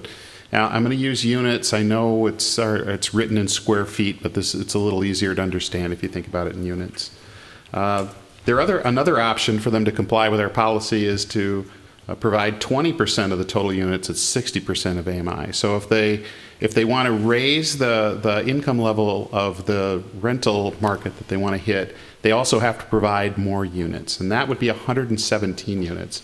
Or they can exercise the buy-in fee of $5.85 million. And what they're proposing is 30 units at 60% AMI and $3 million of security, which is not quite the same as buy-in. And we just feel it's not close. That's the staff understanding and staff recommendation to you. I say that with all due respect, because this is your policy, and if your judgment is that it's close enough, we're going to make that work on behalf of the council. But that's the way that we have been looking at this issue. Here we are on the verge of something that's really fabulous for Pentagon Park North, in my opinion. You've done a wonderful job responding to the requests that we've made, and you've come forward with a terrific project here that we're on the verge of approving. but this affordable housing thing is going to crater out the whole deal, in my opinion. And here's why. And I think I don't see how Hillcrest, and who was originally responsible for this, and thank you for getting involved and trying to help out, to both what Member Fisher and Member Stewart said, and we touched on this, I think, in one of our work sessions. The obligation is to either provide $5.75 million in cash, or you build 58 units. And you can't meet that obligation by reducing the price of the land you're selling to Dominion by $1 million, and then going to you and have you theoretically include TIF money that doesn't even, as Member Stewart says, doesn't even belong to you, and meet the housing obligation that stands in our policy. It's like we're it's just not going to work. No one on this council is going to approve the deal that's in front of us, I don't think. I have to speak only for myself because we don't talk about these things. But the obligation is clear. Everybody else can meet this obligation that stands before us, either by going and doing it somewhere else or doing the buy-in like Opus did and giving us cash equivalent for the number of units they were responsible for. But here we have a situation now that I think is pretty clear. We've got somebody with a $5.75 million obligation, or 58 units, telling us that they're going to meet their obligation by providing security in case Dominion doesn't build it, and that what they're doing to really make the whole thing possible is reducing the price of the land by $1 million. So they've escaped, in my mind, a $4.75 million obligation and laying it off on Dominion. I'm not voting for that. And I don't want to see your project go down the tubes either, because I think it's really good for our town. But we've got a policy in place, and we're going to, I think, at least I'm going to vote that we enforce the policy. I agree. I think in retrospect, this project could have been managed much differently. And I think it's on all parts. I think a percentage of part of the city, a lot of on us, but a lot on the master developer as well. I think we could have had a plan in Divinium with our plan 9 months ago, 10 months ago, right? Concurrently with our project. And we wouldn't be here talking about security. So we didn't get this far with the idea of providing the affordable when we had a partner at the table that we brought to the table to this. Right. So I apologize for that. Our team apologizes. I mean, in my mind, you got dragged in here at the 11th hour. This was always going to be the responsibility of Hillcrest as the master developer. Mm-hmm. And then for some reason, it didn't work there, and you, to make this project work, said you'd get involved some way, somehow. The way it's coming out, it's not working. Yeah, and we have gone as far as we can, and that's why we've offered 30 units, and that has to be at 60% AMI. I wish we could do 50, but we're at the end of, I mean, everyone has to can give so much, and unfortunately our team can give so much. Yeah, we understand that. Mm-hmm. So can I just throw, so there was an email that came, I'm guessing we all probably got it. I think the gentleman's actually out here in the audience, Mr. Rosenthal, and he posed an interesting question, which is, because we're working the 10% AMI, the 20%, or the 10% of 50 or the 20 of 60. But another interesting take on it is, what if, in the terms of security, what if you stuck with what you had but committed to it? If Dominion doesn't happen, this stays at the 60% for 30 years. What does that do to you? And I know you're trying to balance your financial equation. Yes. But time value of money, 20 years out, it's still money. It's just not quite as critical.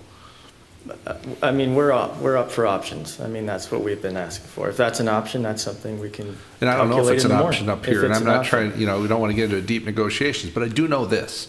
I know we really desire to have long-term affordable housing. Yeah. And this is a hybrid scheme. So we're already in a little bit of a new world. And at the end of the day, I think what we're, and to the mayor's point, at the end of the day, we still need to see the responsibility for, you know, there's going to be that element of housing that happens in the Dominion project, assuming it happens, that, you know, isn't the city or HRA or whatever filling the gap that would be those 58 or 60 units. So I'm just throwing something out there that wasn't my idea, somebody else's idea, but it's an interesting way to look at this that maybe helps the finances work and gets us all where we need to get. So I didn't get to see that email. So what was the proposal? Well, let me see if I can bring it up. So it's basically saying that, let's see, it's that timing. So right now, the policy says that you have to provide either, in this case, it would be, sorry, my notes are all jumbled, 60 units at 60%, is that right? Or no, 60 at 50%. I'm sorry. 60 units, 59 58 units at 60. Yeah. 59 At units 50. at 50%. What I think what I'm proposing, or what the Mr. Rosenthal was proposing, is that you do 30 units at 60% for 30 years.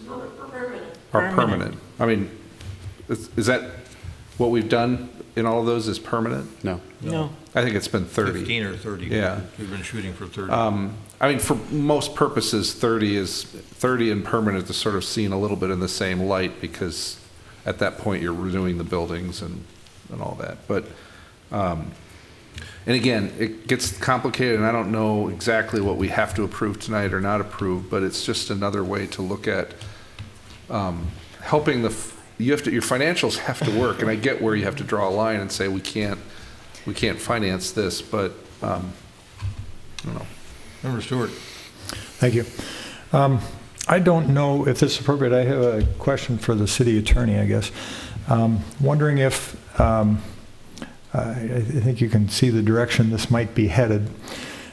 Given that, is it appropriate for this application to be withdrawn so that if Dominion gets on its horses and gets its proposal together, you could bring them forward concurrently sometime in the future, not a full 12 months from now?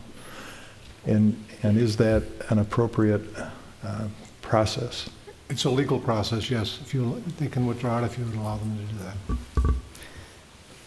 My response on that is that Dominion has to go through their funding sequence, which would happen in the spring and the fall of next year, which then means our project is defunct because of the whole, I have to deliver so much value to the property by next July.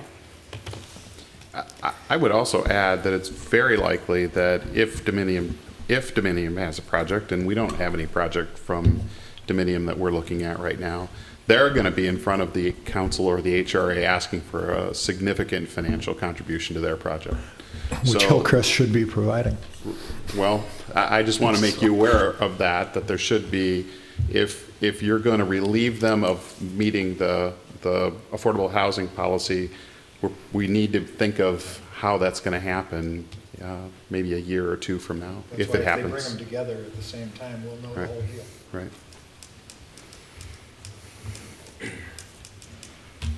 Well, what about, so this is security. This is about you told us this was security, so I'm flipping it back to you. This is security. So what about Member Fisher's comment with regard to permanent, for offering up as security the permanency of 30 units at 60%, or was it 60%? So our of offer, AMI? but instead of 15 years, it would go on for 30. I think I'm not a finance expert, but I know that would work more than the 50%, because you would do a net present value of what your loss in income is yearly. So it'd be easier for the bank to accept that. If I can get the opportunity to propose that to our team tomorrow morning, if that is a deal that you can put forward tonight and I can maybe execute it tomorrow, that's something I could work on. We cannot. I know. I don't think we can negotiate tonight. I don't think we can get there. This is an awkward negotiation practice. Mayor, members of the council, if you want to consider that, if you want Say that again, applicant- Roger? If you want the applicant to consider that, then what you would do is continue this, table this for till your next meeting, so they can consider that. And then we'd have to revise the documents accordingly. We have time. We have at least two We more have meetings till before we October, have to ask. If you can put that in writing Yeah, and well- I can have it, then Okay. we can. You're okay with Consider it. tabling it, Mr. McElwain? If I understand it correctly. We can put want to that- find a solution for you. We do because too. we I mean, believe we've worked- in your project. Thank I you. do. We've worked on this for a year, and unfortunately, we're not the master developer. And So what we're talking about is 30 units at 60% of AMI for 30 years.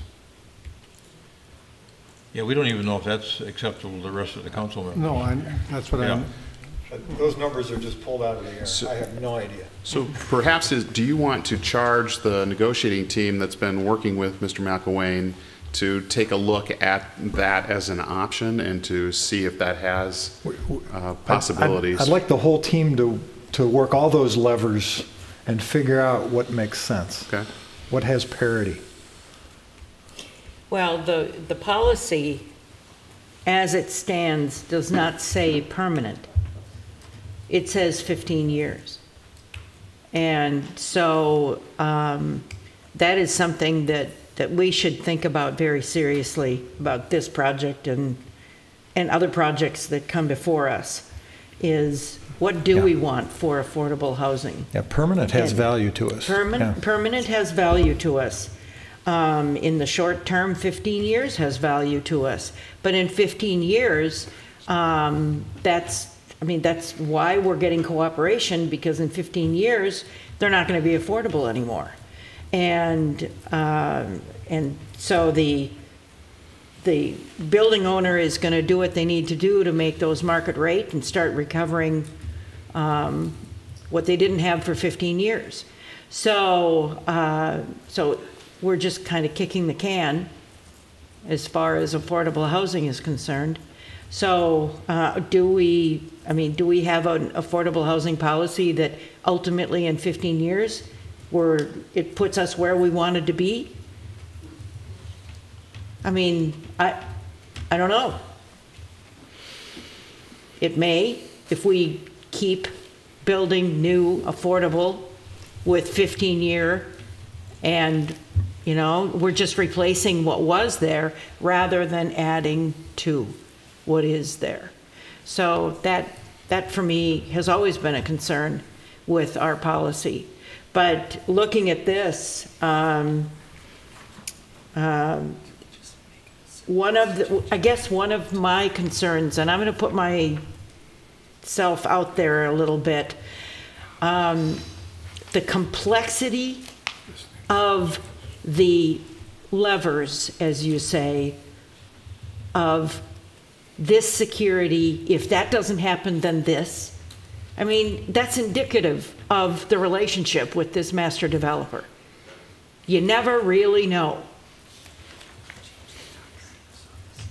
And so I really, at the risk of offending him, I really would like to understand what dominium, a totally separate transaction, if that's where the affordable is going to be, great. But are we really wondering if that's going to happen? I wish we were still wondering. I mean, the issue is if we don't move forward, then Dominium's not going to move forward because Hillcrest continues to revamp those buildings, and there's no point in affordable. So it's this awkward loop of we all have to be in it together or we can't. And when we've reiterated this for so long, it's unfortunate.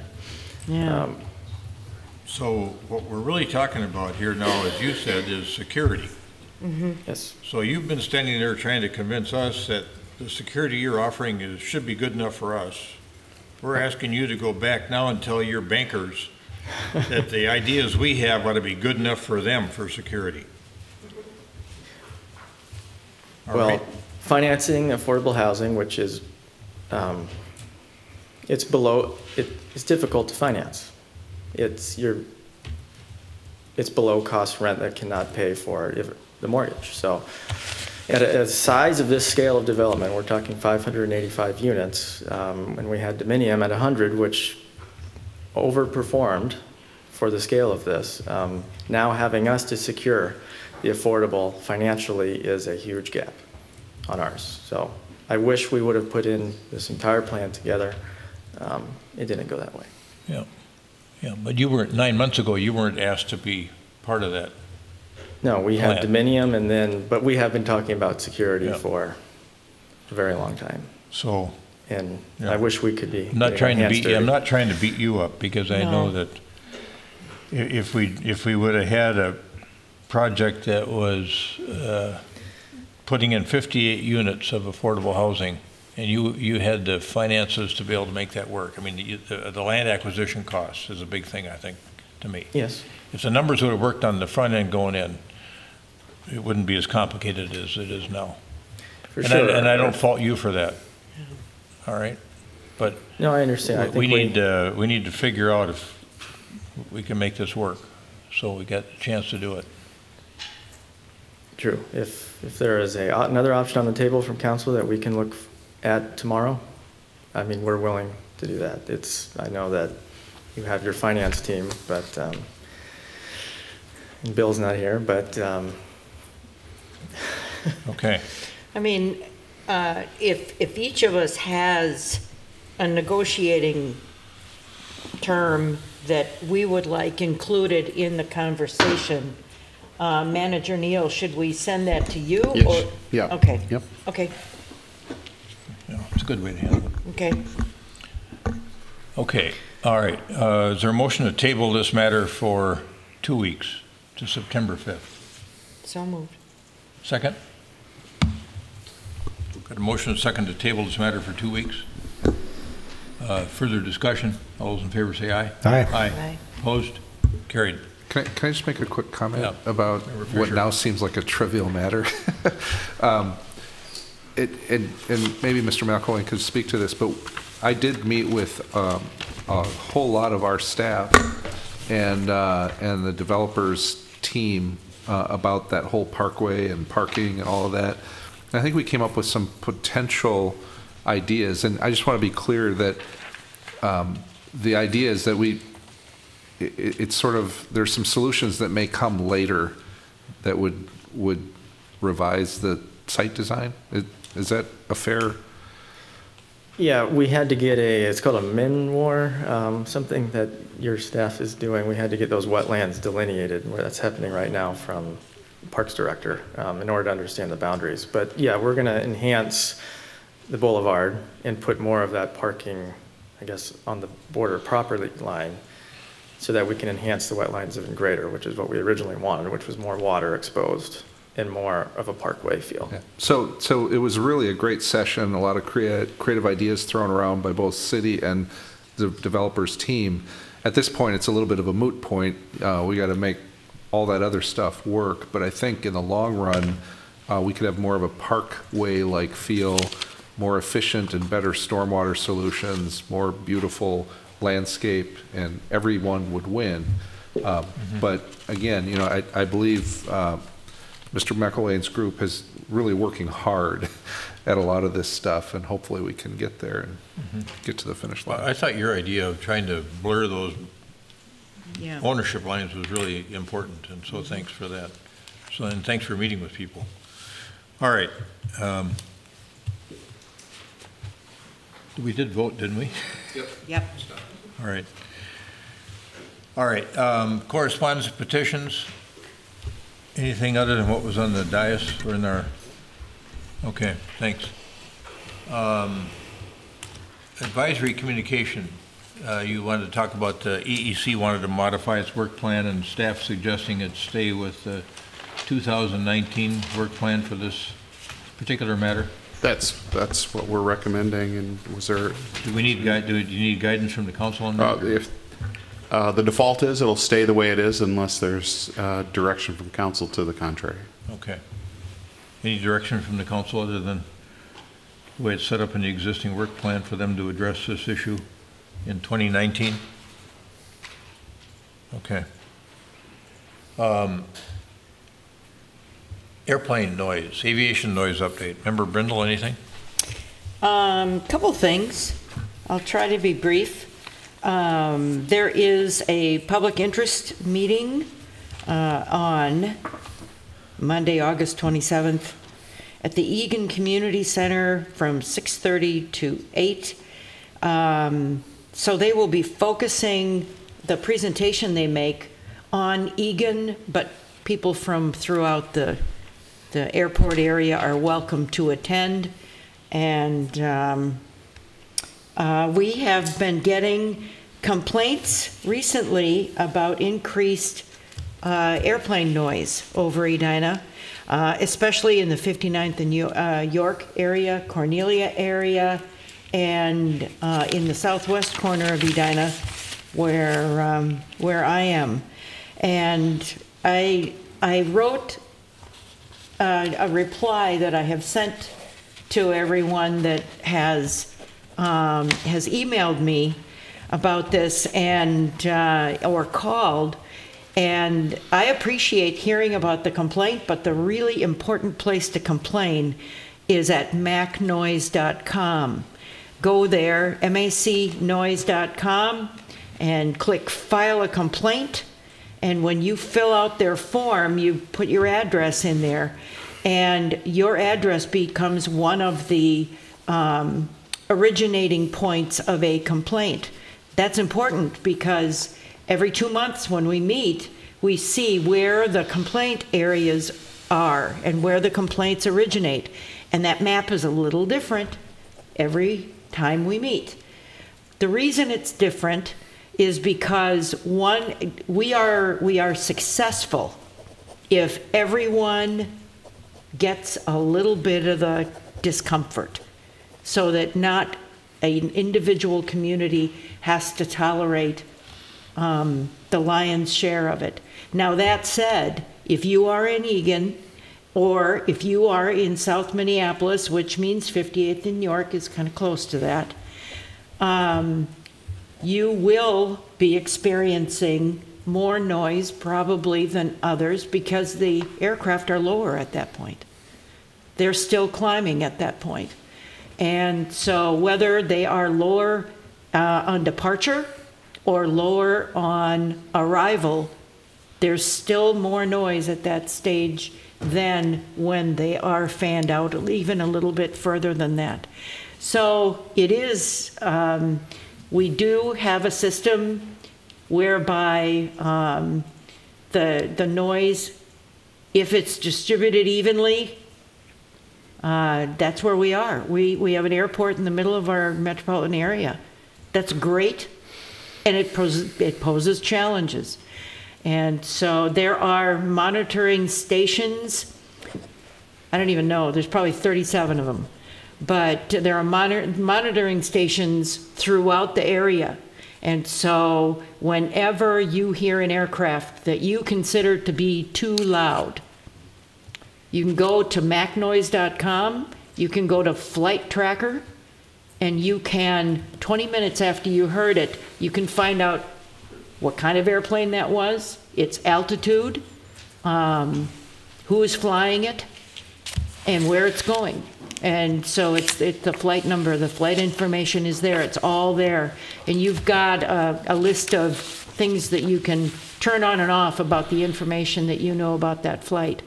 But of late, we've gotten quite a few. I've gotten quite a few calls. So that's why I go into some detail on this. But I think, Jennifer, what I may do is provide what I wrote, which I sent to Dana Nelson, and she said, great job.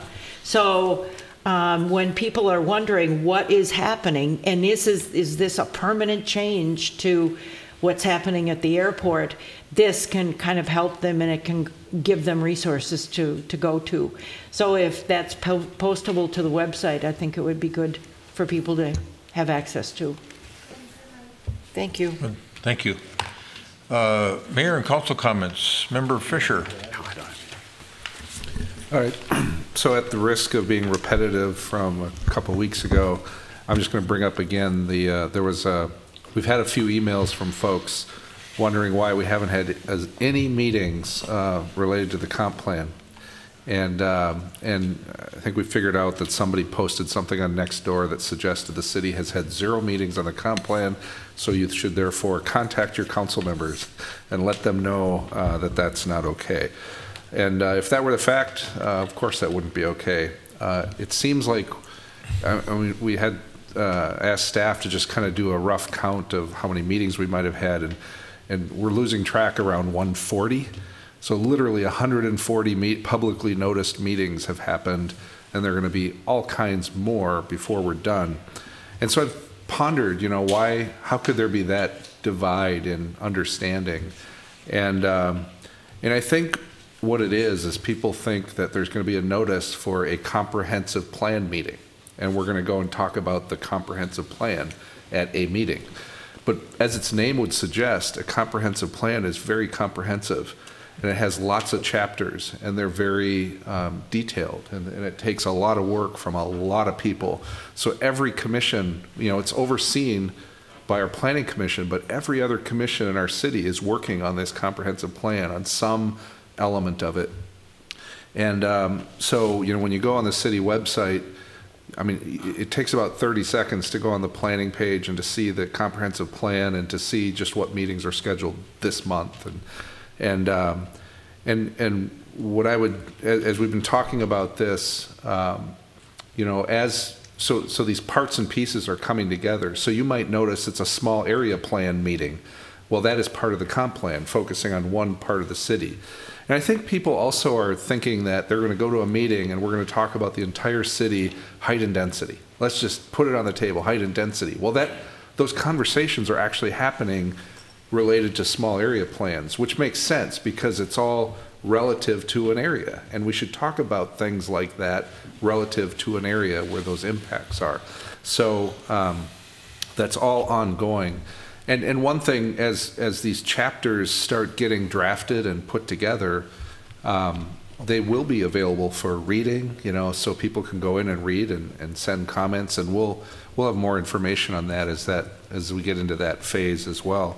But just to kind of put clarity to it, tonight we were going to have a report from staff on the Comprehensive Water Resources Plan, which is a chapter of the comp plan. And as I was going through it last night, it's 430 some pages, just that chapter. So again, very comprehensive. There's a lot going on. And if you want to be in tune with it, there's all kinds of opportunities to go and be a part of meetings. Good. Thanks for that. Member Brindle. Thank you. A couple things.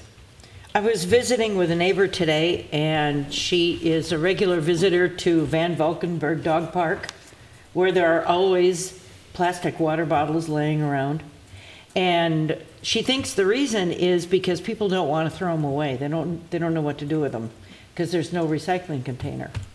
And they don't bring them home. They just leave them there. So there are tailgate parties before softball games at Van Valkenburg Park that take place in the same parking lot that is adjacent to the dog park. So it might be good to get some recycling containers out there.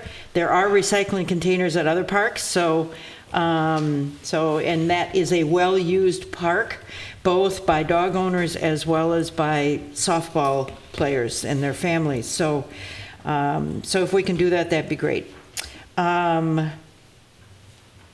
So last time we met, we put in place parking restrictions on the streets just to the south of the high school.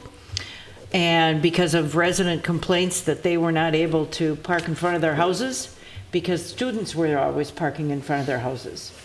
So now we've put parking restrictions, and we've heard from a couple of neighbors that are concerned about the parking restrictions because now they can't park in front of their house.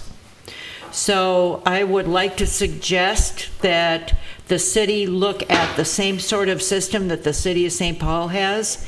One of my sisters lived near William Mitchell College of Law, and they had restricted parking in front of homes within a radius around the school. And so when I would go visit her, she would give me a parking pass, and I would go put it in my dashboard, and then I could park in front of her house. So the parking restriction is a complete restriction. It applies to the residents as well as the students. So the residents were concerned about their own guests, but they were also concerned about contractors that are doing work on homes. So if we can look at something like that, I would appreciate it. Then Aon. What's happening? What are we hearing from Aon? Speaking of affordable housing developers and the slow pace they go. Yes, staff has been meeting with Aon. They intend to come forward with a request for a comprehensive plan amendment for that site. They haven't made application yet. The flight time site. The flight time site. Yeah, correct. flight time site, exactly. Yep, so it would be kind of a hybrid sketch plan, comprehensive plan amendment. So just staff has been meeting with So them. they're moving. They are. Oh, okay, we're just not hearing about it. Right. Okay, because you're hearing about it, but we don't hear about it, and the community's not really hearing about it. Yeah, there's been no formal application that's been made. All right. Hearing about, and I sent Chief Nelson a note on Nextdoor. One of the, I'm a lead on neighborhood lead on Nextdoor. So a couple of the posts that are getting a lot of attention.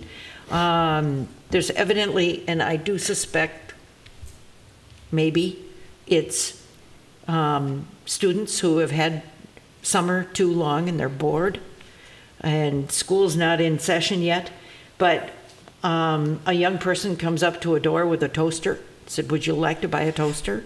And when the resident opens the door and hears this, says, "No, thank you," the kid runs down the driveway and moves on, and the resident goes, "What just happened here?" And another, a young person comes to the door, and the resident answers the door, and the person says, "Would you like a can of Glade?" And, "No, thank you." Close the door, and the young person runs down the driveway. And so these funny, weird incidents are happening, and they're happening more than twice, enough for people to say, "What's going on here?" So I don't know what to read into it, but it's getting people riled up on Nextdoor. So I thought I would just mention it, because eventually somebody's going to call the police about it if they haven't already. Okay. So that's what I got. Maybe they thought it was a Norwegian savings and loan where you bring a toaster in and they give you $5,000. Ah, maybe. Hadn't thought of that, but maybe you've tried that. Are you Norwegian? He is Norwegian. He's from North Dakota. He has to be Norwegian. Member Stewart. Thank you. I get to follow that. All right. Tuesday, August 14th was primary election day, and I just want to give a shout out and kudos to our city clerk, Deb Mangan, and Scott and the whole team. Elections, it looks easy for those of us who go in and vote, but that whole organizing of all those election judges and all that compilation and counting and getting it done on a timely basis and having it be effective, it's a big undertaking, and you guys make it look easy, so well done. Today is Eid al-Adha, the Muslim festival of sacrifice, which commemorates the willingness of Ibrahim to sacrifice his son as an act of obedience. And I think sometimes we're not supposed to have council meetings on holy days, but we maybe don't observe that for every holy day. So anyway, blessings for Eid al-Adha to our Muslim neighbors. Tomorrow, coming up here, there is a small area plan open house for the 50th in France area, and that is held where? I don't know. At the Public Works Building, yes. At 7? I don't have the time either. Anyone? I don't. Believe it's 6:30. I was going to say. 6:30? It usually starts at 6:30. Public Works, yes, okay. And then Thursday morning this week, we do have an HRA meeting, is that right? No. No, we canceled that one. Okay, we'd cancel that one. Okay, I'm glad I asked. And then also Thursday, we do have an open house for Arden Park and the project that's going to go on there. And that will be at Arden Park from 5 o'clock to 7 o'clock. And that's all I've got. Thank you. I attended the new teacher luncheon today over at the community center. It seems like school year is about to start again, and that was a fast summer. But they've got some great new teachers all through the system, so it was fun to get together with them. Spoke to the Ham and Eggs Club back on the 15th. I think the sheriff mentioned that. It was a good group of folks and gave them kind of a city update that they appreciated. Had a tab meeting that same day, also walked with the mayor over at Fred Richards, had about a dozen people show up, had a good conversation with folks. Upcoming, Member Stewart mentioned the 50th and France Mill Area Plan meeting tomorrow night, and then Member Brindle caused me to think about a couple of other projects that seem stalled out. RH is one where it doesn't seem like anything has happened for months. Can you give us any insight on that? Yep. There was a long period of time where nothing was happening at that site as they were going through a change in plans about the scope and height of the project. That has been, those issues have been resolved. If you drive by now, you'll see at least one backhoe, maybe two, and they have resumed site work there. Okay, and how about Edina Flats? It seemed like they were at work, and now things have stalled out for their project for a couple weeks. We've observed the same, but I don't think we have an update on that one. Okay, all right. Early and then I had one of our residents, Wayne Dvorak, call me, who was concerned about parking around the senior center, the lack of parking availability. I think the problem continues. And he said that he did measure the street over there, and it was 27 feet wide, according to Wayne, and we should allow parking on both sides of the street. So I know that I had received information that there was a fire issue, access issue, so that we should maybe check that to see if it can accommodate parking on one side or both sides. We have. In fact, Director Milliner and I talked about that earlier this week. It is marked with a fire lane, but it is wide enough to support parking, so we are going to pursue changes to how that particular area is regulated. The other sides of that park, however, are narrow and would not support additional on-street parking, but that right in front of the street section, right in front of the senior center, would appear to do that. So we are working on that. Okay, good. I'll pass that information along. And then Member Brindle just confirmed the small area plan meeting for 50th and France tomorrow night, 7 o'clock. Yep. At the Public Works Building. Yep. Not 6:30. Right. Small area plan, is that part of the comprehensive plan? It is. Really? Oh, okay. Good question. All right. Manager Neal. Thank you, Your Honor.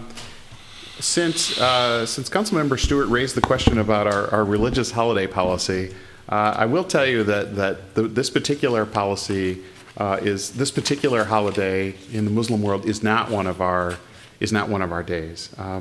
We have by previous council action recognized Good Friday, Christmas Eve, the evening before and the day of Yom Kippur, evening before and 2 days of Rosh Hashanah, evening before and the first 2 days of Passover, the Eid el-Fitr, the Eid el-Adha, and the third day of Diwali.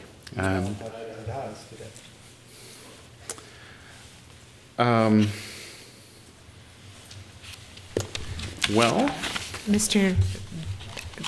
Manager and Councilmember Stewart, we did have somebody on staff when we prepared this calendar that reviewed it with her mosque. And because it depends, because of the date line, where you're celebrating, and sometimes it changes after it's set. That's right. And so I apologize for that. But at the time that we adopted the calendar, to the best of our knowledge, it was not today. Fair enough. Thank you. We also asked the Human Rights and Relations Commission to assist in that effort, as I recall. We do, and as Councilmember Brindle and I talked about today about when are we going to get ready to share with you the proposed calendar for 2018, we will, or excuse me, 2019, we will do that in just a couple of months, but we do have some authoritative references that we use to pinpoint exactly when these holidays are. Some, of course, that use sunset and sundown and a lunar calendar are a little bit more difficult to pin down. I think the next ones that are coming up, though, are the Yom Kippur, Rosh Hashanah, and the third day of Diwali is sometime typically in October. The only other thing that I would add tonight is from our quarterly business report that is part of the packet tonight. Just a quick look at our local economy on the development side. We budgeted to collect $4.3 million in licenses and permit revenue this year. By June 30th, we had collected $4.3 million this year, and that's compared to $4.4 million in all of 2017. So our development economy is really running at a pretty good pace. On the liquor side, we are $300,000 ahead on the revenue side compared to this time in 2017, and our operating expenses are flat in 2017. So things are going in the right direction in those areas as well. And that's all I have. Manager Neal, I just noticed in front of me here on the dais was a letter from the Minnesota Municipal Beverage Association asking us to pass a resolution opposing the expansion of off-sale liquor operations, I think, into areas of broad areas of food. I think it was similar to the bill that was introduced last session. Yes. So is this something that you're looking at? It is. The Assistant City Manager and I discussed this today. I also received this from the MMBA, and we're preparing it for a future council meeting agenda, probably sometime in late November, early December. Okay. And then Nora Davis, you'll get word to someone about checking on the weeds over there on Valley View? Yeah.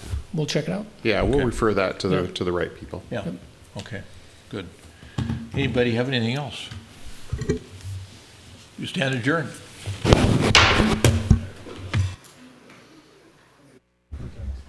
2 hours before.